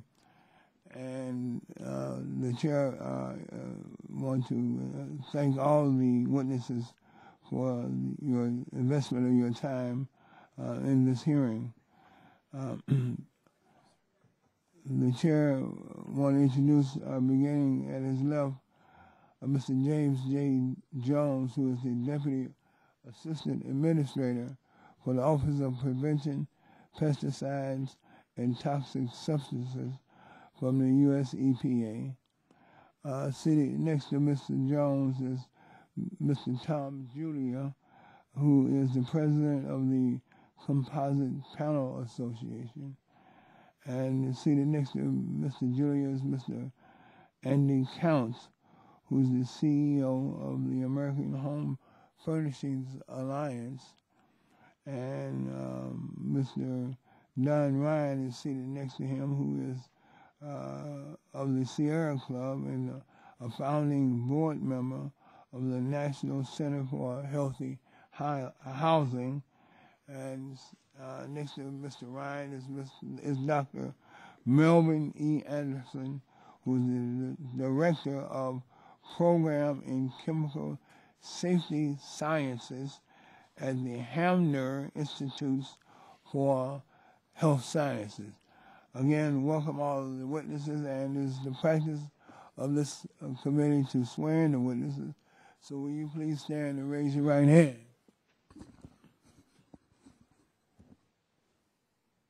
Do you solemnly swear to tell the truth, the whole truth, and nothing but the truth? Please let the record reflect that all the witnesses have answered in the affirmative. The chair now recognizes Mr. Jones for 5 minutes for the purposes of an opening statement. Thank you. Chairman Rush, Ranking Member Radonovich, and members of the subcommittee, thank you for the opportunity to speak with you today regarding the U.S. Environmental Protection Agency's efforts on formaldehyde. Oh, sorry about that. Start over? Okay. Thank you, Chairman Rush, Ranking Member Radonovich, and members of the subcommittee. Thank you for the opportunity to speak with you today regarding the U.S. Environmental Protection Agency's efforts on formaldehyde and the potential legislative action in Congress. Formaldehyde is a widely used chemical and may be found both indoors and outdoors. It is used in building materials and household products and can also be produced as a byproduct of combustion. In homes, the most significant sources of formaldehyde are likely to be pressed wood products made using adhesives that contain urea formaldehyde resins. Inhalation of formaldehyde can cause irritation of the eyes, nose, throat, and skin, as well as inflammation and damage to the upper respiratory tract. Additionally, there is growing evidence that formaldehyde exposure may impact pulmonary function and increase respiratory symptoms, asthma, and allergic sensitization in children. In 1989, EPA classified formaldehyde as a probable human carcinogen. EPA is currently engaged in a reassessment of the potential cancer and non-cancer risks of formaldehyde that will be entered into EPA's Integrated Risk Information, or IRIS, program. As a result of this reassessment process, EPA is re-examining its conclusions regarding the cancer and non-cancer effects of formaldehyde. This assessment will be ready for external review soon. The agency has also asked the National Academy of Sciences to provide independent external scientific peer review, and EPA will offer opportunities for public comment on the underlying science. The recent focus of formaldehyde in the Office of Prevention, Pesticides, and Toxic Substances resulted from a March 2008 petition to adopt the California state regulation concerning emissions of formaldehyde from 3 types of composite wood products. They petitioned EPA to exercise its authority under TSCA Section 6 to adopt and apply nationally the California formaldehyde emissions regulation for these composite wood products. In response, EPA announced on June 24, 2008, that it was partially granting and partially denying the petition. While the agency denied the specifics of the petition request, EPA announced plans to issue an advanced notice of proposed rulemaking to initiate a proceeding to assist us in obtaining a better understanding of the available control technologies and approaches, industry practices, and the implementation of the California regulation. The ANPRM was issued on December 3, 2008, and describes EPA's initial steps in that investigation, and requested comment, information, and data relating to formaldehyde emissions from pressed-wood products. The challenge of regulating chemicals under our current TSCA authorities is worth noting. As Congress moves towards TSCA reform legislation, we have stated in previous hearings that as a result of the legal and procedural requirements TSCA places on EPA to collect data, there are large troubling gaps in the available data and state of knowledge of many widely used chemicals in commerce. Chemical producers are not required to provide EPA the data necessary to fully assess a chemical's risks. In cases such as formaldehyde, where EPA has adequate data on a chemical and wants to protect the public against well-known risks to human health and the environment, there are legal hurdles that prevent quick and effective regulatory action. In regards to formaldehyde, the agency noted in its 2008 ANPR that EPA does not have sufficient information to evaluate whether the CARB standard would likely be the least burdensome alternative necessary to protect adequately against such risks. This finding illustrates the inherent difficulties the agency faces in regulating chemicals under TSCA, even for a chemical such as formaldehyde where data and information are available regarding its health effects. Restoring confidence in our chemical management system is a top priority for EPA and an environmental priority for the Obama administration. This administration's principles for how TSCA should be revised and modernized call for stronger and clearer authority for EPA to collect and act upon critical data regarding chemical risks. Under a reformed TSCA, EPA should have the necessary authority and tools to quickly require testing and obtain other information from manufacturers that is relevant to determining the safety of chemicals, and should also have clear authority to take risk management actions when chemicals do not meet the safety standard. EPA currently anticipates being able to make a determination on whether to pursue regulatory action on formaldehyde in 2011. If we were to propose a new regulation at that time, a final rule could be anticipated 1 to 3 years later, depending on the comments we receive and additional analysis and consultations which may be required in order to finalize. As this committee considers legislation on formaldehyde, we agree that formaldehyde is a hazardous chemical and support the goal of legislation in reducing the risks from formaldehyde in pressed-wood products. Reducing formaldehyde emissions in pressed-wood products should be an important public health goal. California has made a valuable contribution to formaldehyde emissions reductions through its standards and is providing a clear model for addressing the problem. We look forward to working with this committee as it moves forward to reduce exposure to formaldehyde from these products. It is our hope that Congress will also be able to act on TSCA reform, since the administration believes it is important to work together to quickly modernize and strengthen the tools available in TSCA.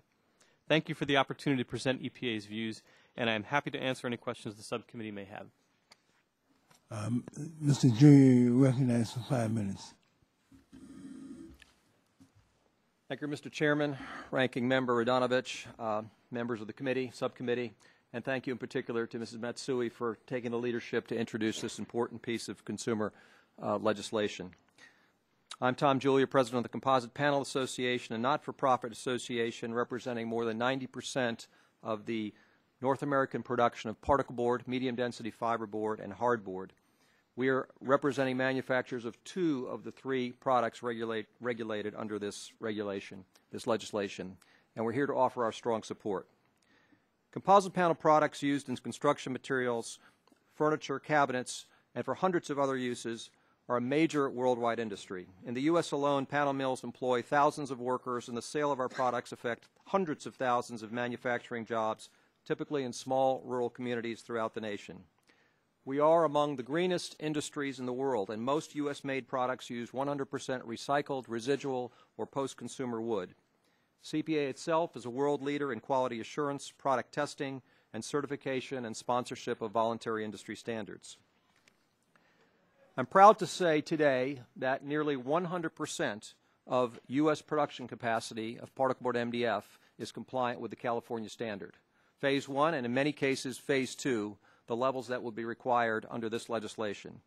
Our sister trade association, the Hardwood Plywood Veneer Association, represented in the audience today, can tell you a comparable story for hardwood plywood products, the other product regulated under this bill.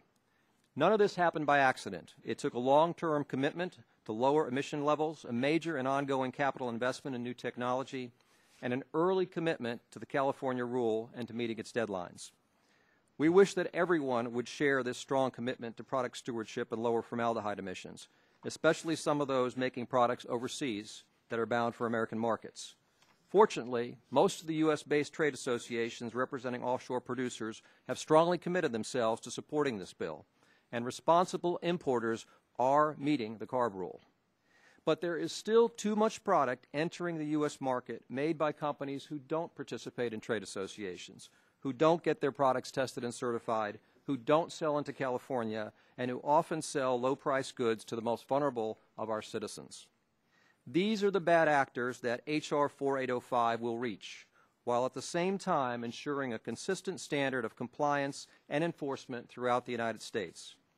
By establishing national requirements, you will give the American public full confidence that panel producers are doing everything possible to minimize the environmental footprint of our products, that a rigorous federal standard stands behind these products, and that compliance doesn't just happen some of the time, it happens all of the time. We submit to you that this is good for public health, this is good for domestic jobs, and this is good for the American consumer. We're here today at a rare moment in history when industry, environmentalists, labor, and healthcare groups can come together and support a common result. This is also a day to think, as we heard earlier today, about the emergency housing units provided to victims of Hurricane Katrina and Hurricane Rita. Had there been a national emission standard in place and third-party testing and certification to validate compliance, it's very possible there never would have been a FEMA trailer problem, at least not one related to formaldehyde emissions from composite wood. And by passing this bill, you can make a statement that says, we will never let it happen again. I cannot say enough about third-party testing and certification. Responsible industries around the world are embracing it, and it indeed has become our industry's equivalent to what President Reagan called trust and verify. It is also the key to the success of this bill. In closing, I urge you to take what California has called the toughest production standard in the world and make it America's standard too. Earlier today, there were some questions about preemption and the impact of this bill in the states, and I would be happy in my responses to questions to address those, Mr. Chairman, or at this time. Thank you so much. Thank you. The chair recognizes Mr. Counts for 5 minutes. Good morning. I'm Andy Counts, Chief Executive Officer of the American Home Furnishings Alliance. I'd like to thank Chairman Rush, Ranking Member Radanovich, members of the subcommittee for this opportunity to testify. I would especially like to thank Congresswoman Doris Matsui for her leadership, along with Congressman Vern Ehlers for advancing this important legislation. The AHFA is the world's largest trade association serving the home furnishings industry. Member companies comprise an extensive global network of manufacturers who produce home furnishings or component parts constructed of composite wood products. AHFA supports the regulation of formaldehyde emissions from composite wood products, and we support H.R. 4805. We believe that a national approach is crucial in order to avoid conflicting state standards and allows for the harmonized distribution of products and supplies. AHFA, along with wood products industry, environmental, health, and labor organizations, worked for more than 7 years with the California Air Resources Board to establish formaldehyde emission limits for composite wood products. These new emission limits are the most stringent in the world. Outside these emission limits, however, there are several aspects of the California rule that cannot be implemented nationally. H.R. 4805 provides EPA the platform and flexibility needed to address these issues and modify the California approach, providing a common-sense, pragmatic national regulation. Of critical importance will be the inclusion of adequate compliance timelines and sell-through provisions. Due to the unprecedented economic conditions of the last few years, inventory levels remain high. Unlike in California, where non-compliant inventories could be moved to other markets, adequate sell-through provisions are needed nationally to accommodate increased inventories and slow inventory turns.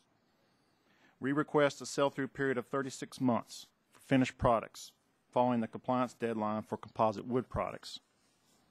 It's important to note that the California formaldehyde standard and the national standard proposed under H.R. 4805 regulate emissions from composite wood products and not the finished products that contain composite wood components. In fact, the value-added steps associated with finished products, such as lamination and finishing, have been proven to lower emissions of composite wood components. EPA must focus compliance and enforcement where it belongs, at the point of manufacture and process control. The regulation should not contain any provisions for the testing of finished goods, such as furniture or cabinets. If the raw board component parts are properly regulated, downstream users of these products will be required to purchase them and to only use or resell these safe products to consumers. This ensures the overall safety of the global supply chain and the citizens who purchase home furnishings.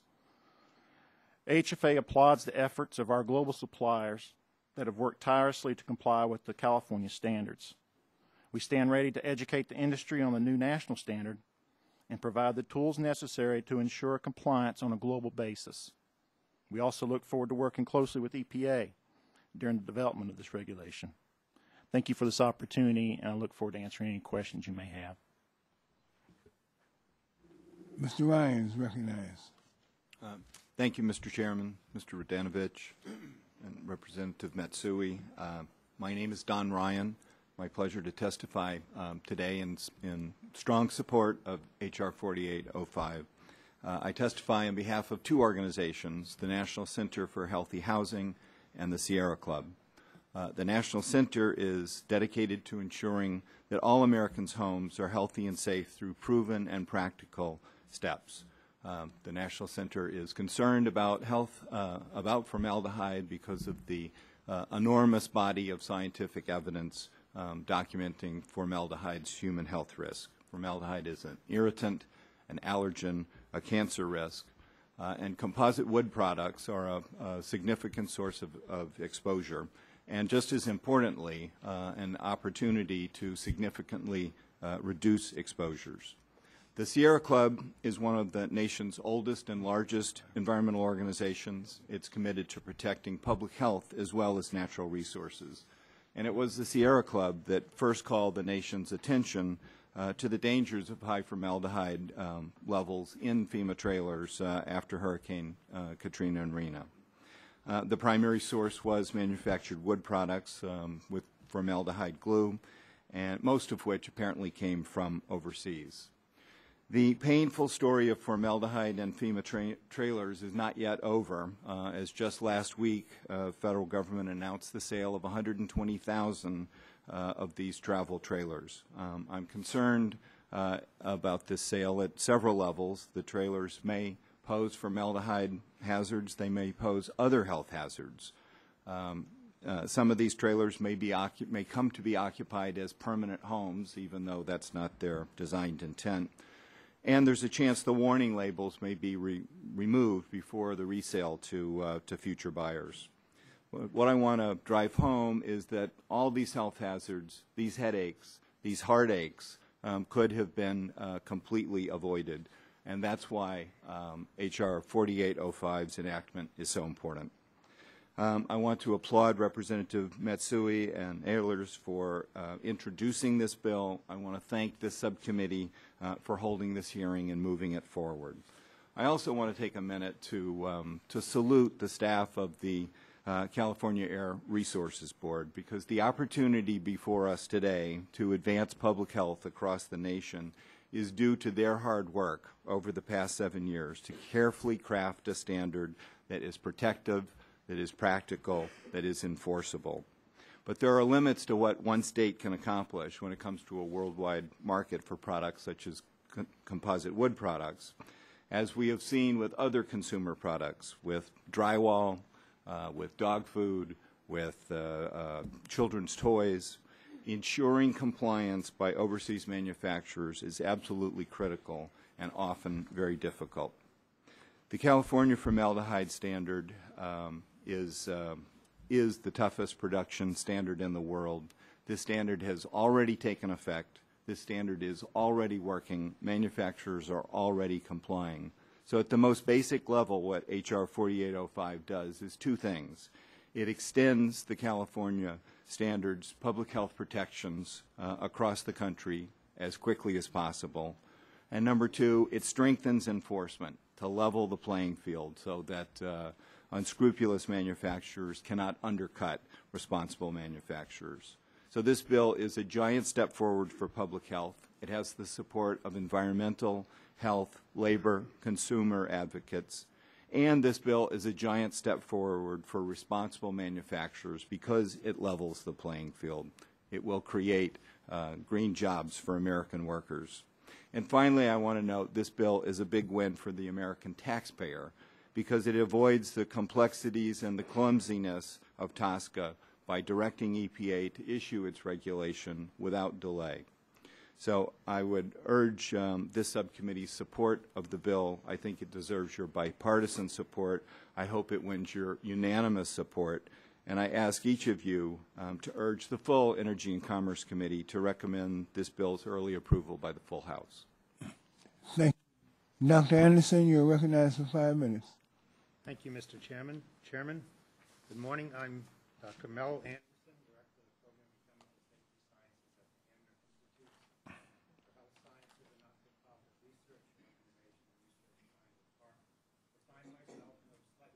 Position today.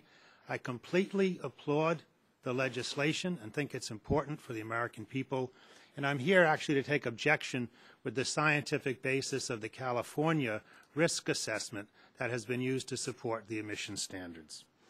My professional career spans 40 years and 5 or 6 employees.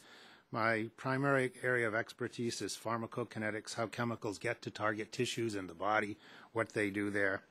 In 1998, I served as a peer reviewer for an alternative risk assessment other than the California risk assessment that was developed by an organization, the Chemical Industry Institute of Toxicology, peer-reviewed in Canada. I was a peer reviewer for that process. The Hamner is the successor to CIIT. I've worked at the Hamner since 2002. Before that, I was a professor of environmental health at Colorado State University in Fort Collins, Colorado. Over the past 5 years, I've conducted research at the Hamner funded by the Formaldehyde Council to understand the changes in genes and gene expression in the nose when rats are exposed to formaldehyde. More recently, we've been studying this area called pharmacokinetics of formaldehyde in the nose. I want to stress that today I'm here neither representing the Formaldehyde Council nor the Hamner. I'm here representing a 40-year practitioner in toxicology and risk assessment.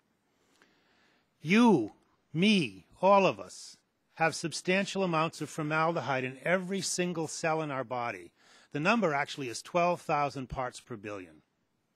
It's part of normal metabolism. We have to have it. Formaldehyde causes toxicity when inhaled concentrations increase the levels in the tissues in the front of the nose to cause toxicity, cell death, regeneration, and ultimately cancer at high concentrations. Our studies show that at 100 parts per billion, there's no increase in the amount of formaldehyde in tissues in the nose compared to background levels, background physiological levels. But formaldehyde's a carcinogen, yes. It's a nasal irritant, yes. In trailers where people are closed, it has irritant properties. It could be cause asthma, and we need to protect against it. And this legislation is a good legislation to help us protect people who are in these trailers, people who live in all kinds of homes.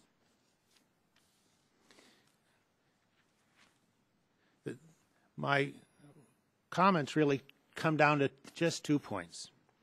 The California risk assessment is extremely conservative, using what are now antiquated approaches from the 1970s. They've not been updated by a better understanding of the biology of formaldehyde, its effects on tissues, or a better understanding of cancer biology now that we moved into the 21st century. They're technologies that are quite old. The CIT assessment that was done 10 years ago is still in some ways outdated. It's better. It actually predicts risks that are probably 2,000-fold lower than those than estimated by the California risk assessment, but it's still outdated. Neither one of them take account of the fact that there's a good bit of endogenous formaldehyde. I provided 2 visuals, one a table showing this comparison of the risks from what is an EPA risk assessment, almost equivalent to the California one, and one the CIIT assessment. I provided a table that shows as a function of concentration different effects, different exposures, going from 1 or 2, 5 to 10 parts per million in outdoor air to higher concentrations, and then ones in which we have irritancy, 300 parts per billion, the threshold limit value of the American Conference of Government Industrial Hygienists, and then on to concentrations which are clearly toxic. The proposed legislation, so my final comments, the proposed legislation sets limits on emission rates from building products. I'm an industrial hygienist. Among all the letters after my name, CIH is Certified Industrial Hygienist. As a certified industrial hygienist, it makes good sense to me to limit off-gassing of formaldehyde from these products by good manufacturing processes, and to protect people from irritation, from the likelihood of asthma, and from respiratory distress. However, I'm here today because I find it, Dr. Anderson, and in my professional judgment, I find it objectionable that this decision is being taken based on outdated, biologically deficient risk assessment, an assessment that neglected a broad body of research on formaldehyde carcinogenicity, on formaldehyde toxicity, ignores the attributes of biochemistry of cellular formaldehyde, a physiological material in our bodies. And it creates the impression that formaldehyde at concentrations of only several parts per billion poses a substantial quantifiable cancer risk in people. That's the piece of the legislation that I find most worrisome, that you are indirectly agreeing when you accept this, that levels of formaldehyde well below any that would cause any significant changes in formaldehyde in the body will cause cancer in some definable number of people in a population. This legislation should endorse the reduction in emissions, clearly. I applaud the legislation. I applaud the people who have brought this legislation to the committee. I wish it could be done without endorsing the questionable risk assessment from California that significantly overestimates the risks of inhaled formaldehyde, and I believe inflames public concerns about some particular endpoints, especially cancer. Thank you very much for this opportunity to provide this perspective on House 4805 and to visit a panel of this kind for the first time in my career. Thank you very much. Thank you very much, and thank all the witnesses. The chair recognizes himself for 5 minutes for the purposes of questioning the witnesses. There are a number of questions that I might raise, but I guess in consideration of the limited time that I have, I really want to focus on this proposed sale that you alluded to, Mr. Ryan and Mr. Counts and others. Is this sale of these FEMA trailers and mobile homes, is this a wise undertaking by the federal government? And are these mobile homes and trailers safe? And do you recommend, what course of action do you recommend that the federal government pursue? I want to ask Mr. Jones, and Mr. Counsel, and Mr. Ryan this question.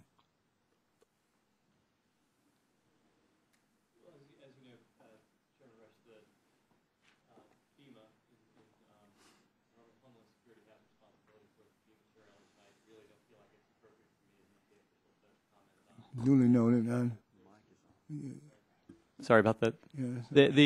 I don't feel it's appropriate for me as an EPA official to comment on a FEMA Homeland Security. We have briefed the officials from FEMA around our assessment, and so they have awareness of how we view the risk associated with FEMA. But it really is, I think, up to FEMA and Homeland Security to respond specifically to the appropriateness of their actions.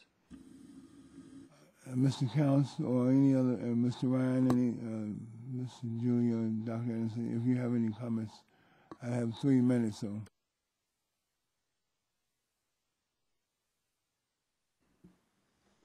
I would note the FEMA trailers present a vexing problem. We certainly can't say they're safe. FEMA can't say they're safe, or EPA or CDC. In fact, the trailers are being sold with a label that a cautionary label that is intended to warn future buyers. The trailers are not intended as permanent housing units, but we have a housing crisis in this country, and it almost certainly some of them will come to be occupied and used as housing. And there's a concern over in the resale of those homes whether the warning label may fall through the crack.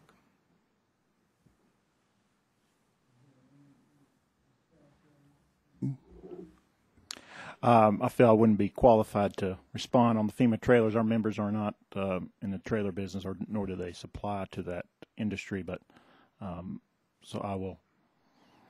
All right. Okay. All right. Mr. Julia, Dr. Anderson has raised some serious disagreements or concerns about the California standards.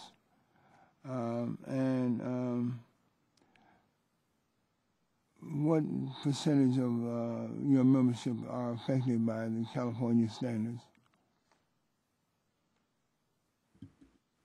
Mr. Chairman, it's fair to say that virtually the entire U.S. industry is affected by the California standards. And indeed, we believe that even prior to California, our industry was manufacturing using exceedingly low levels of formaldehyde, and the emission levels are exceedingly low, and once perfected under Phase 2 of California and under federal law, will be truly de minimis standards.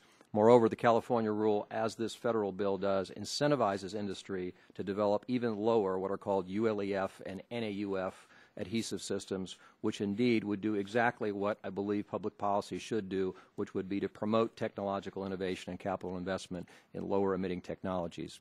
But it is fair to say that the California regulation has become a de facto law of the land. It is indeed practiced almost throughout the United States by virtually every significant manufacturer or user of composite panel products. The problem with the California rule is that it is only enforceable in California. The Chair, time is concluded. The Chair recognizes Mr. Radonovich. Thank you, Chairman Rush, and appreciate the testimony of all the witnesses. Mr. Anderson, I'm going to ask you a question. As I understand your testimony, your research in the weight of the current scientific evidence on formaldehyde shows that emission levels significantly higher than those permitted in California would not pose a health risk. Give me an idea of why you object to the health standard, the standard set in California, but also if you can give me an idea of the consequences of a emittance level that is set dramatically low. If you could do that quickly. I only got 5 minutes. I want to answer a lot of questions. I needed to collect a thought or two. I think the consequences, from my point of view, is the California law is based on causing cancer. It's based on it's based on an observation of cancer in rats at high doses when formaldehyde is corrosive. I mean, formaldehyde would cause cancer in you or I if we let ourselves be exposed to levels which were corrosive in our nose for our whole lifetime. We'd walk away from it. But that's the basis. So they use that to make projections of very low dose cancer risks. Levels where there's the contribution of the formaldehyde is minuscule, absent to natural formaldehyde. That's the first thing. The second consequence, from my opinion, is the stress in trying to set the standard based on cancer. The FEMA trailer issue is one of irritation, respiratory distress, and asthma. The level should be based on asthma, recognizing that formaldehyde doesn't pose a low-dose cancer risk. That's my professional opinion, which is shared by a large number of individuals. Does formaldehyde air out? you open the trailers in Louisiana for a certain amount of time, will that level diminish? It will diminish, and depending on how long they're, there's so much in the wood, and it will come out for a period of time, and the concentrations in the air will continually diminish. All right, thank you. Mr. Julia, you appreciate your testimony. Your association comes out and with a statement saying that the California standard is way too high, and yet your testimony, you support the bill and the legislation that sets it at the California standard. As I understand, your association doesn't agree with what you're saying there, or you want to reconcile that? I'm not sure what is inconsistent, Congressman. It's in March 1st of 2002 in the wood products, there was the belief that risk assessments upon which formaldehyde is being considered for regulation by the CARB in California are outdated and greatly overstate the potential for formaldehyde-related health problems. This was in a testimony on March 1st by under Wood and Wood Products by Chris Leffel, who is the Senior Vice President for Composite Products Association. That's absolutely correct. When this regulation was introduced at the very end of 2001, it called for a de facto ban on our products, a de facto deselection of wood products, which we felt would have been a dramatic overreach and was initially linked to a very great degree on what we believed were challengeable health findings. In the 7 years as that evolved, California, through significant evaluation of economic conditions or economic performance of our industry, technical capabilities of our industry, and a whole lot of public workshops, I think came to be persuaded that their regulation should be guided. I would have to therefore respectfully differ a little bit with the conclusion of my colleague on the panel here, that California's decision, and indeed I was in every one of those workshops, has been guided by technology, not by perceived cancer risks. Certainly they did that research, and we have never said that we have never acquiesced and said that we agree with those conclusions. But their conclusions on the levels that they set in California were based on technological capability. It is, as they've characterized it, a quote-unquote technology-driven regulation. And we think that is a very important distinction, one that's preserved in this legislation, so that does not become a battle or a presumption that somehow current industry practices or current industry products present a health risk. Thank you, Mr. Julia. Mr. Anderson, it's kind of in conflict with what you were mentioning a little bit earlier, that it's a cancer risk assessment process and that your statements earlier mentioned being outdated and I think less scientific. Go ahead and respond to it. I think the cancer risk assessment from 1992 fails to take into account a great deal of information about formaldehyde, its toxicity, its biology, and it's outdated in that context. It's my understanding, as I looked through this legislation, and I've only been aware of it for a brief period of time in background, that the presumed risks from formaldehyde in the air were linked to this cancer model to develop emission rates. All right. Thank you very much. Mr. Chairman. The chair recognizes the gentlelady from California, Ms. Matsui, for 5 minutes. Thank you, Mr. Chairman. I have a question for Mr. Julia. H.R. 4085 will build on the CARB rule by establishing national technology-based limits founded on the technological feasibility of the standards on formaldehyde emissions from most composite wood products. Now, industry has had a long-standing commitment to lowering emission levels, investing in technology and working collaboratively with regulatory authorities and public interest groups to set limits on emissions. Now, despite the strong commitments from domestic producers to voluntarily comply with the CARB rule, unacceptable levels of composite wood products are entering U.S. markets without meeting our standards. Mr. Julia, what are your estimates for the kind of economic productivity that heightening formaldehyde emission standards for composite wood products would create?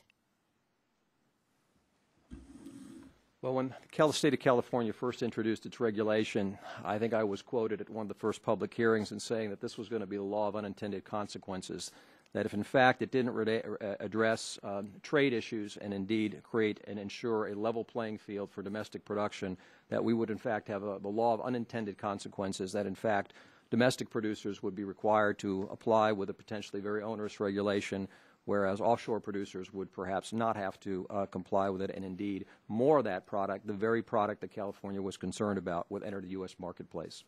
I think what we've seen is a significant evolution over 7 or 8 years, particularly in the offshore industries, which are represented by at least one individual here in this room, such that they have come to make, I would say, a significant commitment among the responsible ones to compliance with this regulation. I can tell you the story, a brief story of one of the largest home furnishing manufacturers in the world, which does a tremendous amount of sourcing in Asia. And it has reduced over the past 2 to 3 years its number of suppliers by almost 75%.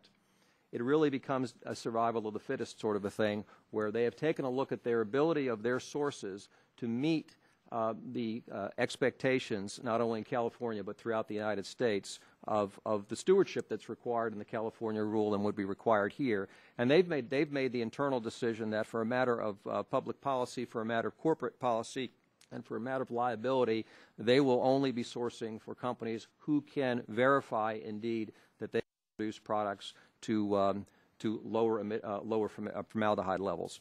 And if I may, just in closing, return to the testing and certification part of this legislation. That is indeed the key, because on all these issues, if you get to what level is the right level, what level is the lowest level, how do we enforce against imports, how do we enforce against domestic products, the secret to all of that, I believe, is to have third-party testing and certification, whereby nobody is going to try to test every single table, every single chair, every single nightstand. That is physically impossible to do. Nobody is going to go into every store. Nobody's going to go into every furniture mill, whether for the federal government, the state of California, anybody else. That would be prohibitive. But you can verify all that through third-party testing and certification and create a chain of custody and a label where you can track every product all the way up to the testing agency that actually performed the initial test of the facility. Ms. Julia, I take it you have no concerns about the implementation of the CARB rule nationwide at all? Concerns? Yeah. No concerns about this implementation of the CARB rule nationwide? Well, I do have concerns. I think, quite frankly, there are 49 states in which you cannot enforce the CARB rule. The CARB rule, if I look at I draw by analogy the earlier comments today about carbon monoxide. Like Congressman Gingrey, I have a personal experience where my daughter was exposed to carbon monoxide poisoning at Virginia Tech 2.5 years ago and nearly died. And I understand that in the state of Virginia, we have no regulation of carbon monoxide. I understand that in the state of Maryland, there is a very significant regulation of carbon monoxide detectors. The ability to simply say that because you have a rule in California which industry is embracing, that somehow solves the problem, I would submit to you, Congresswoman, that it does not solve the problem, because you don't have a patchwork of different states doing things. In fact, you have nobody else doing anything. There is not a single state that is able to enforce that rule. That's why we're here today, right, in actuality.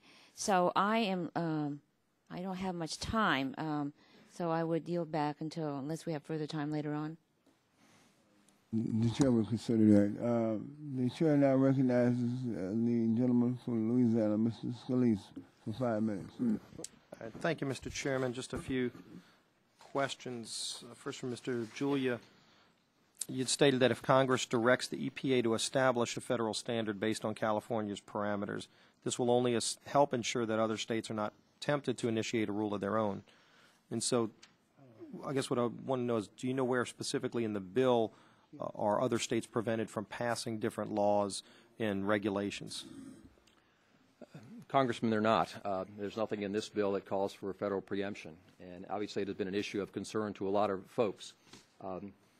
We would say, and perhaps in a typical situation, federal preemption is something we would support. This is a unique circumstance in which you have a state regulation where there has never been a federal regulation. There has never been any other state regulation. There is no other state that we're aware of thinking about a regulation. That California spent an awful lot of time working on, and indeed a regulation they thought they'd take a year or two to do took them 7 years to do, largely because they had a lot of input from stakeholders. And it hadn't been fully implemented.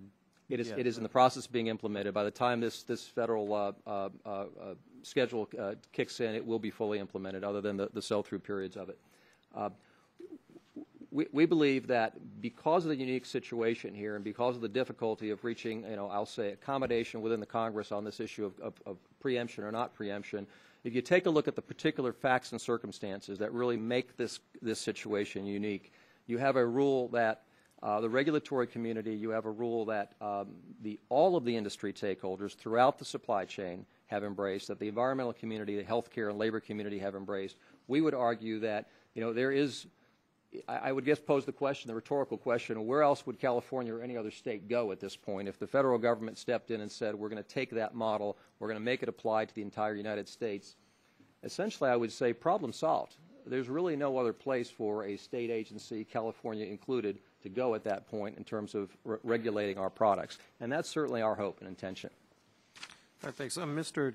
Counts, you had stated that we believe that a national approach is crucial in order to avoid conflicting state standards and allow for the harmonized distribution of products and supplies.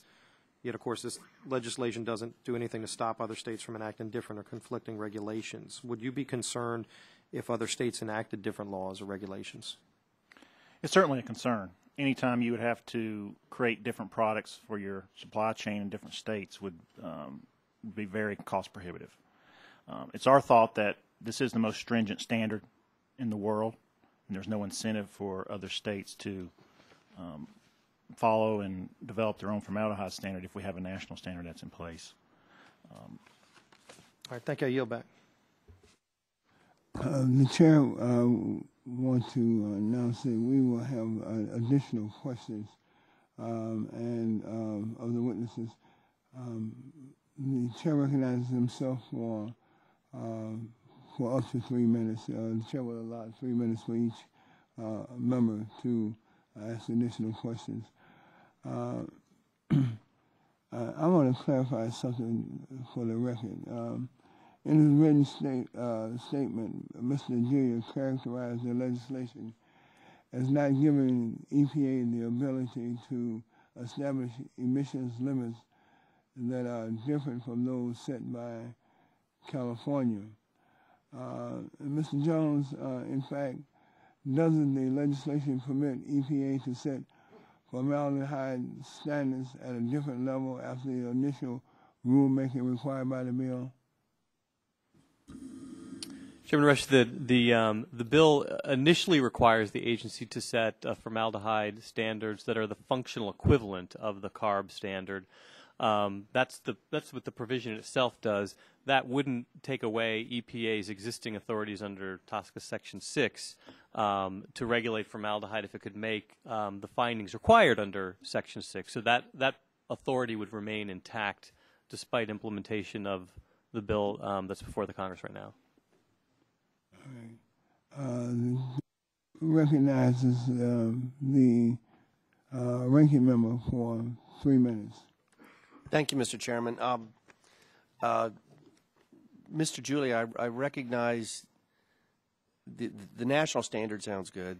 I recognize, excuse me, I'm getting over a cold, your industry's concern about the bad players on composite wood. But does the industry also have a concern about a standard that's set unnecessarily low as it relates to the cost of the product that you're trying to produce?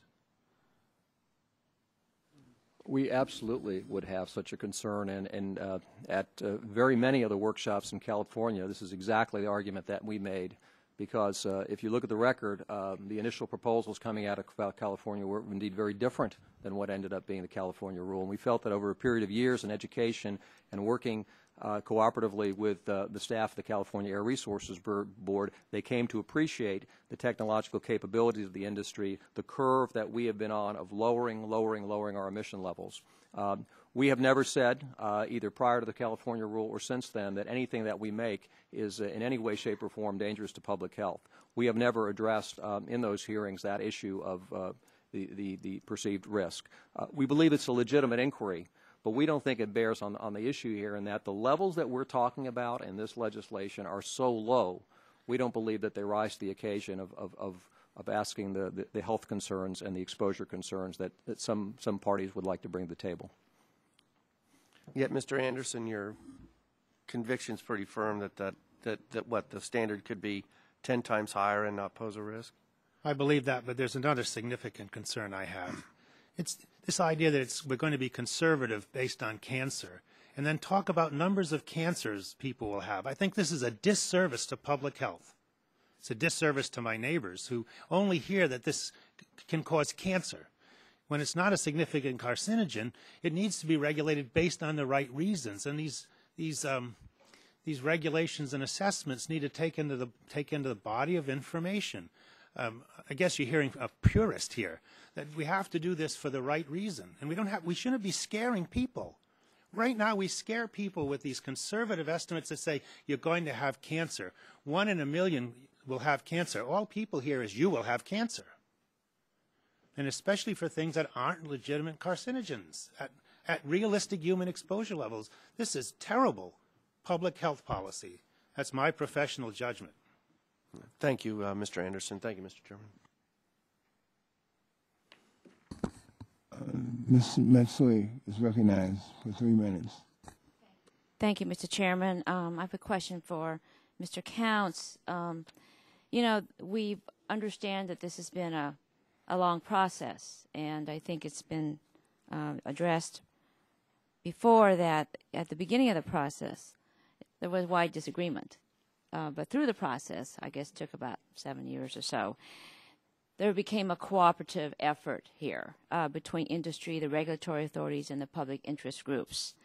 And I think that's something that you have to look at, the fact this wasn't done overnight, and it really took people working together. But after years of review and rulemaking, CARB finalized the rules establishing these standards, the first phase of which went into effect on January 1st, 2009. Now we know this is H.R. 4805 will apply these standards nationwide. Now, Mr. Counts, do you believe that manufacturers of composite wood products outside of the United States will be able to comply with this proposed standard? I'm confident that if they're given the appropriate compliant times and sell-through provisions, that they will be able to comply. They have had to comply with stringent European and Japanese standards for several years now. The biggest hurdle with California was a brand new testing requirement that international labs were not familiar with.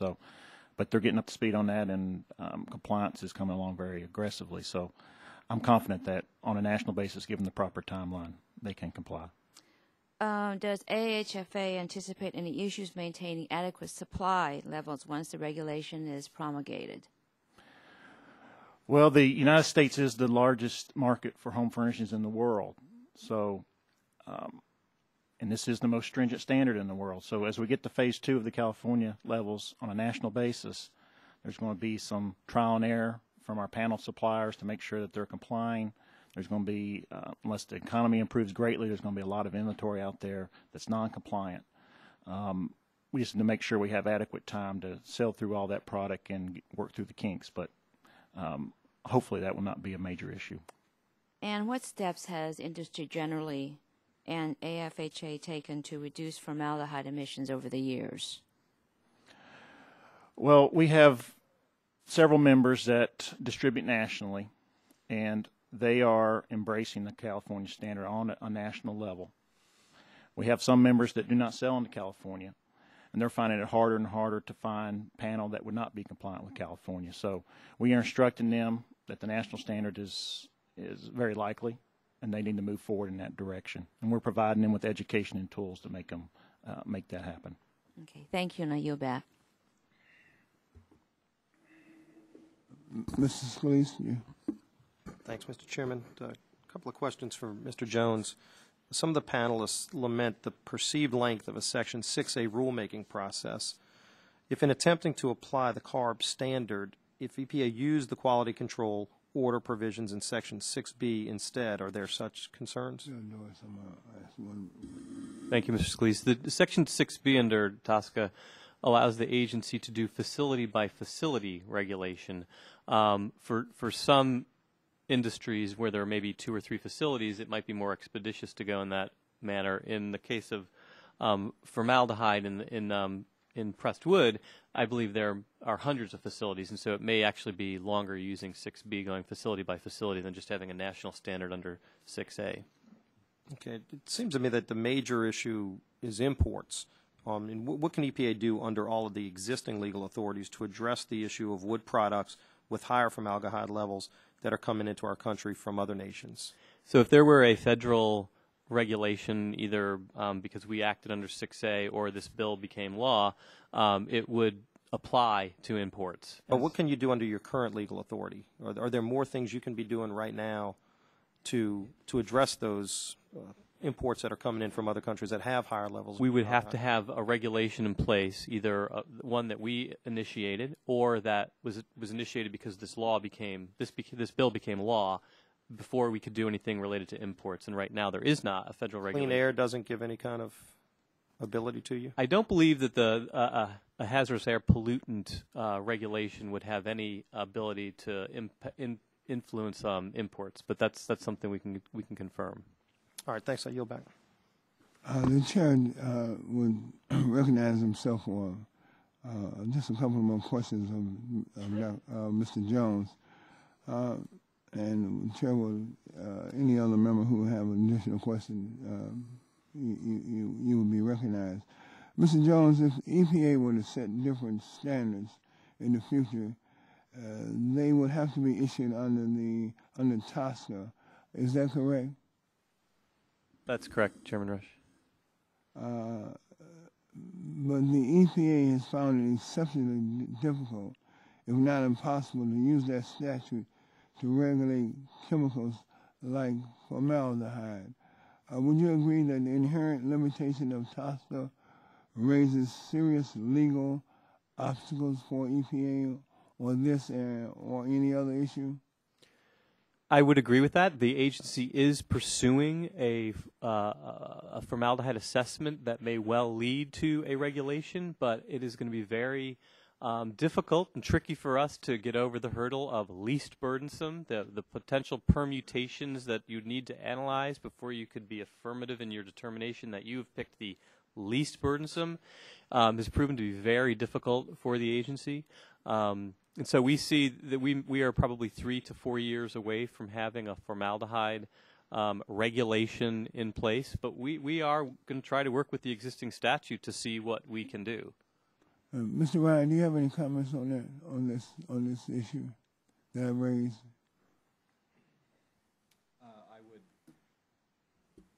I would just endorse Mr. Jones' comments in terms of TSCA authority and the clumsiness of TSCA in getting to an early solution to the public health opportunity at hand. Thank you very much. The chair thanks the witnesses, all of you. You have been very sacrificial in terms of your time, and we really appreciate it. The chair wants to thank the members who were present and those who remain present. The chair wants to note that we will have hearings of this type in the future. And now the chair announces that the committee is hereby adjourned.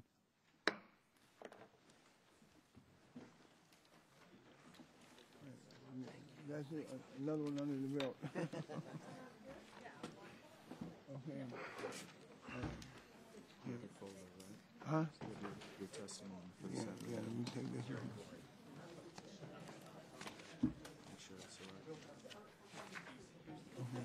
Okay, all right, okay, thank you. All right, we'll go over. Great job. Good hand. Good hand. Good hand. Thank you, sir. All right, good. Okay. Oh, boy. She just told me you were interested in doing that TV show. Yeah, we can go do that. Okay, sooner than later, I assume. Yeah, before 8? They're going to start, Next week? Yeah, they're going to start 7. Yeah, well, they've already been sold by it was already on. So it's a matter of the people who bought it have already just so we can't prevent it. First week back, Jim, how are you?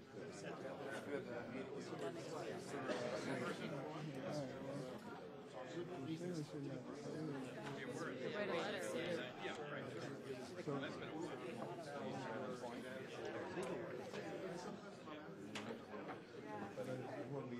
Well, it depends, but we can write to all the companies who bought them and say we have a grave concern.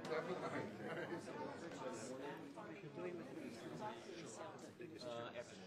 Good to see you.